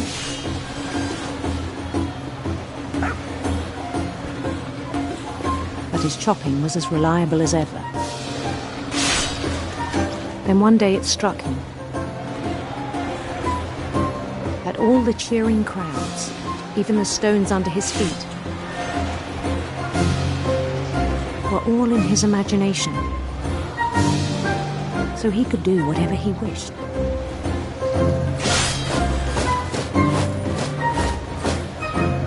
He held an election for mayor, and he won. They begged him to stay, but his mind was already wandering. It became a game for him.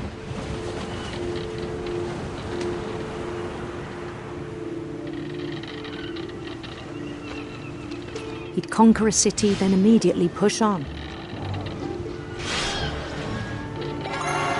New Lewisville.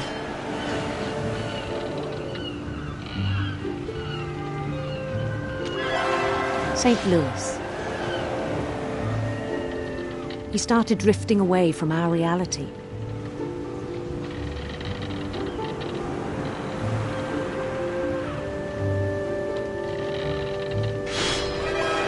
Minneapolis.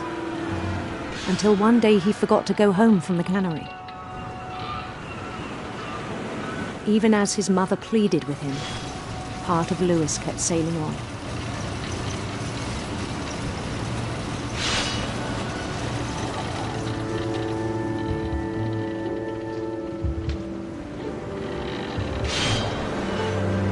In Louisburg, he heard rumors of a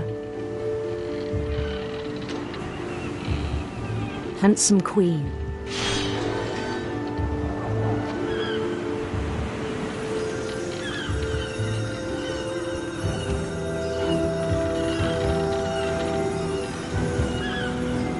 The queen was on her own quest for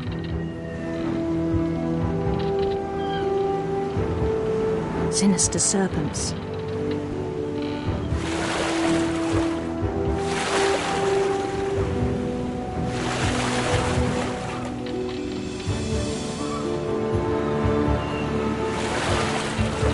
Followed the sound of her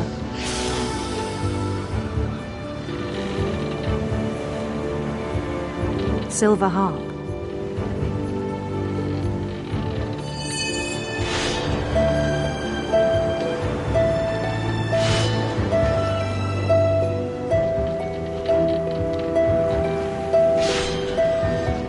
His chase led him to a golden palace east of the sun and west of the moon. Even then, his logic remained sound.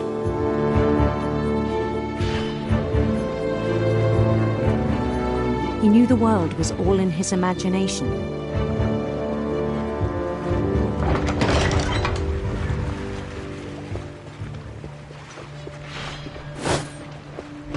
But he was so proud of having created it.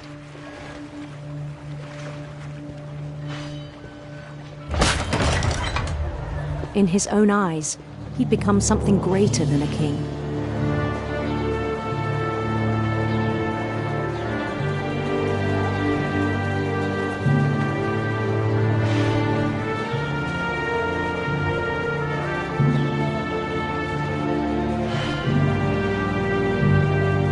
For someone who'd never known success in the real world, I think it was overwhelming.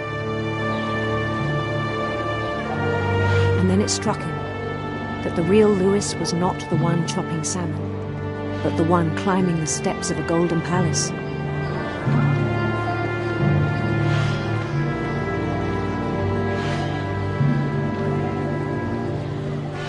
My imagination is as real as my body, he told me.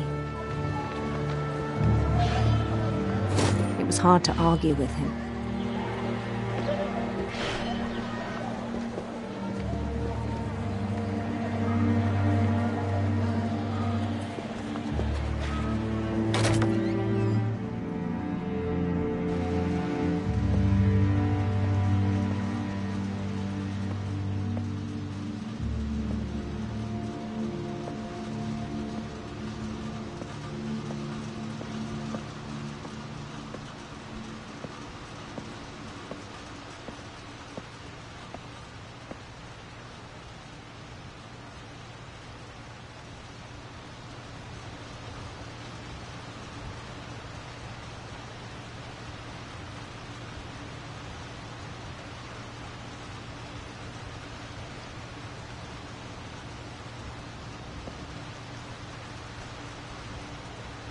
Began to forget the world we know.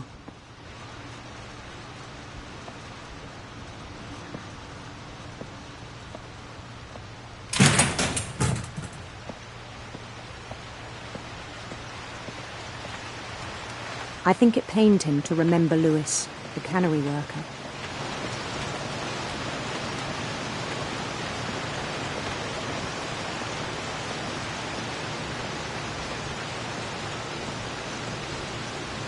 He began to despise the man with a royal contempt.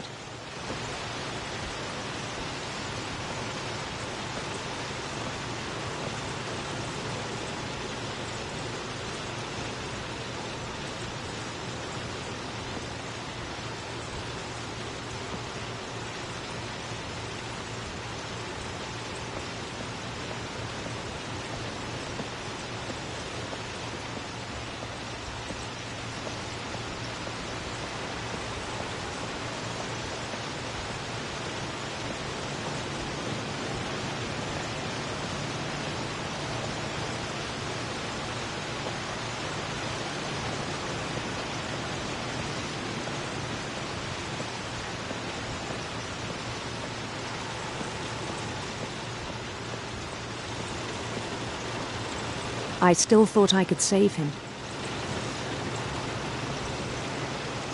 Even after he said he was being crowned king over all the lands of wonder. The palace would be packed with his companions.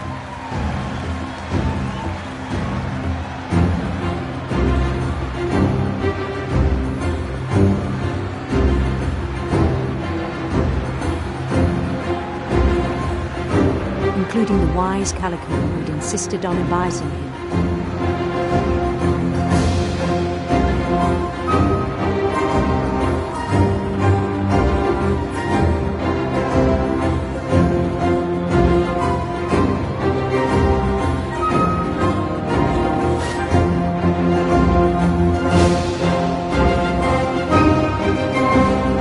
His queen waited, holding his crown.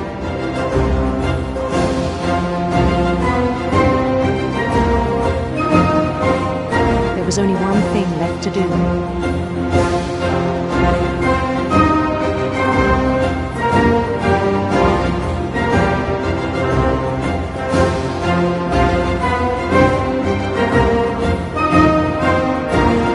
Bend down his head.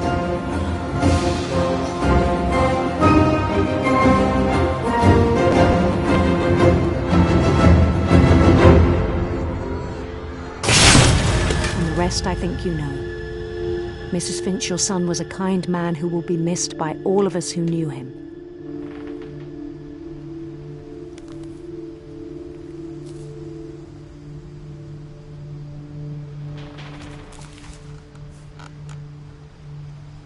My brother was really cool. I wish you could have met him.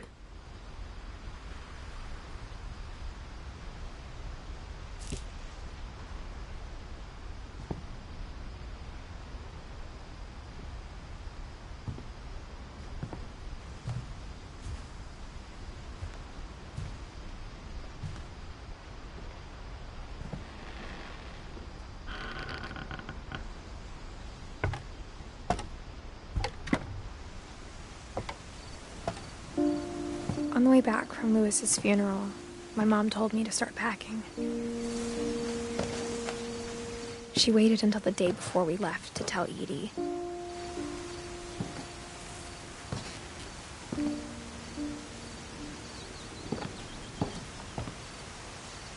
I'm not sure if she wanted to make it easier or harder.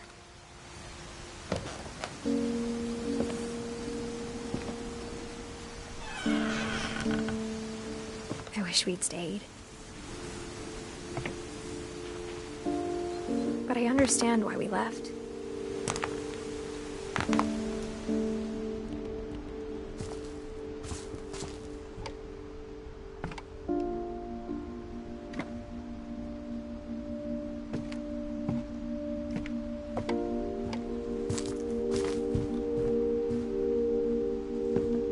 My mom ended up leaving everything behind.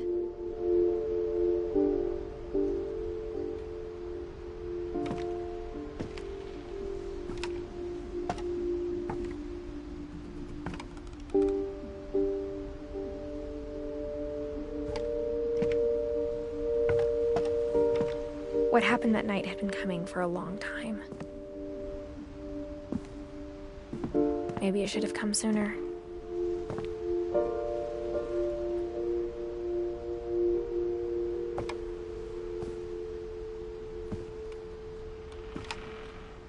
But it had to end one way or another. All that's left now is to tell you about that last night.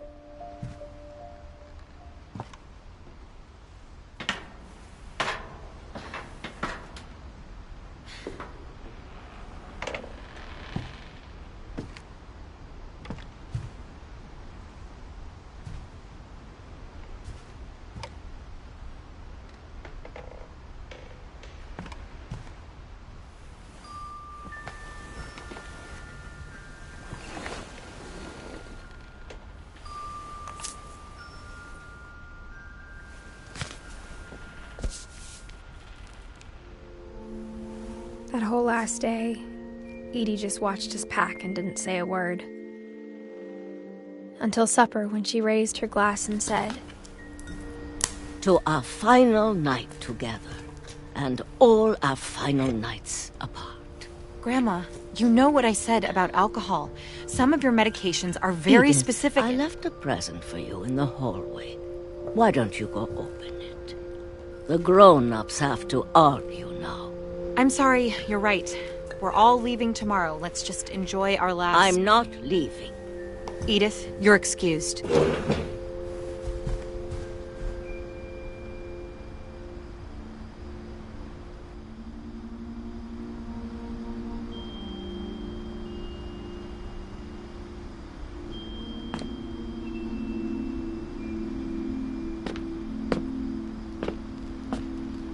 The power had been shut off that morning, but Edie always had plenty of candles. When my mom sealed the library, I don't think she knew about the other entrance.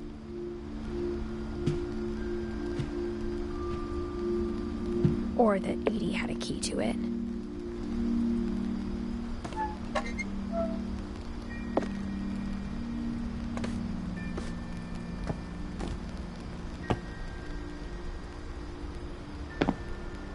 That thing you're afraid of isn't going to end when you leave the house. Edith has a right to know these stories. My children are dead because of your stories!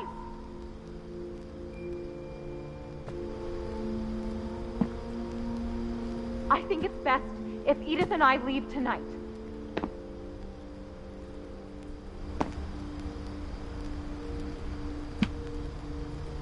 We'll have the nursing home send a van for you in the morning, okay?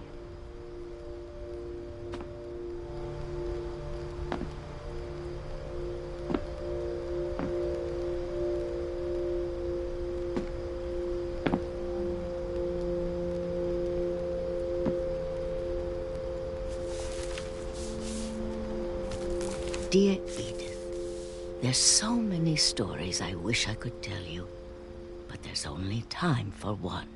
This is about what happened on the night you were born. That night, the tide went way, way out.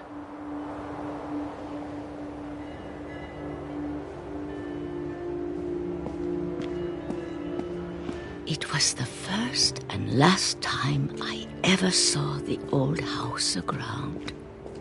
There'd been an earthquake out in the middle of the ocean. They called it the lowest tide in 1,000 years. God, it smelled awful. You know, I've seen that house every day of my life.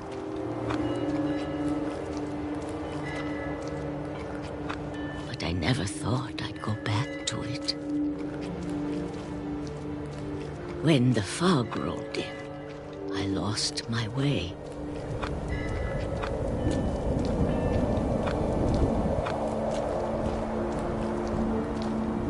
I got turned around.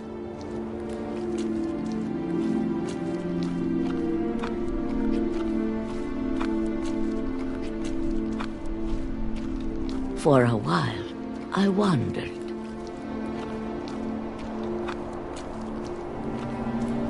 I started seeing things.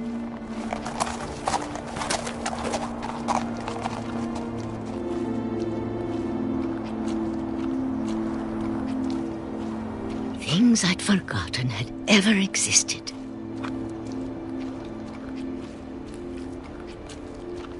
But when I saw them, they felt like old friends.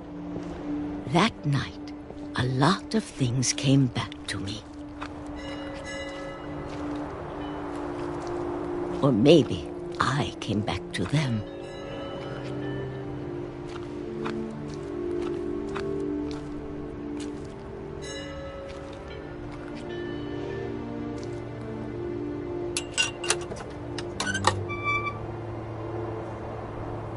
Things I can't explain, but that I need you to try and... Edith, what are you doing in here?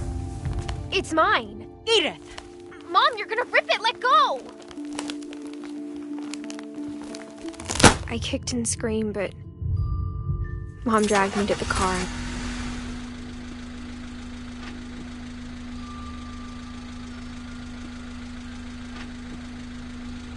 I never saw Great-Grandma Edie again. The next morning, the band came to pick her up, but she was already gone. After that, we moved around a lot.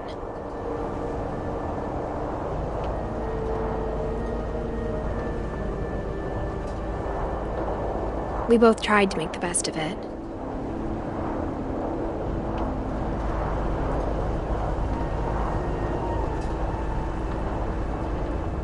A few years went by.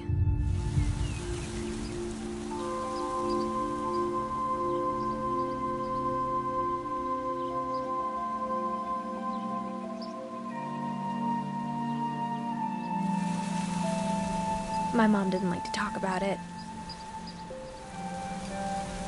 but she started getting sick a lot. The rest happened pretty quickly.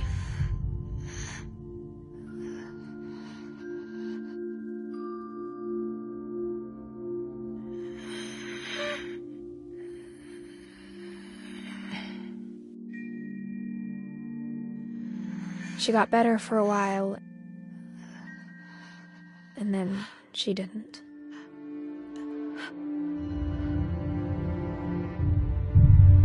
And then I was alone.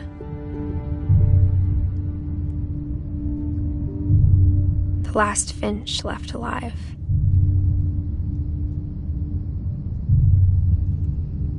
Until I found out about you.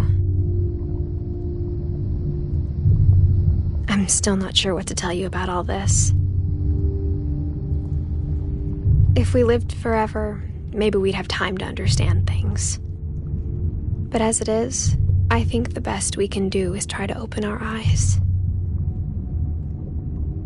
And appreciate how strange and brief all of this is. This journal was supposed to be for you. But now I hope you'll never see it. I just want to meet you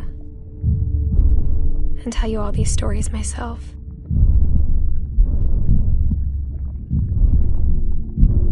But I guess if you're reading this now,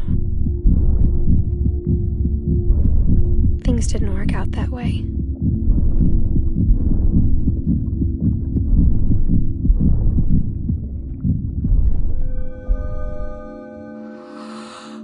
This is where your story begins. I'm sorry I won't be there to see it. It's a lot to ask, but I don't want you to be sad that I'm gone.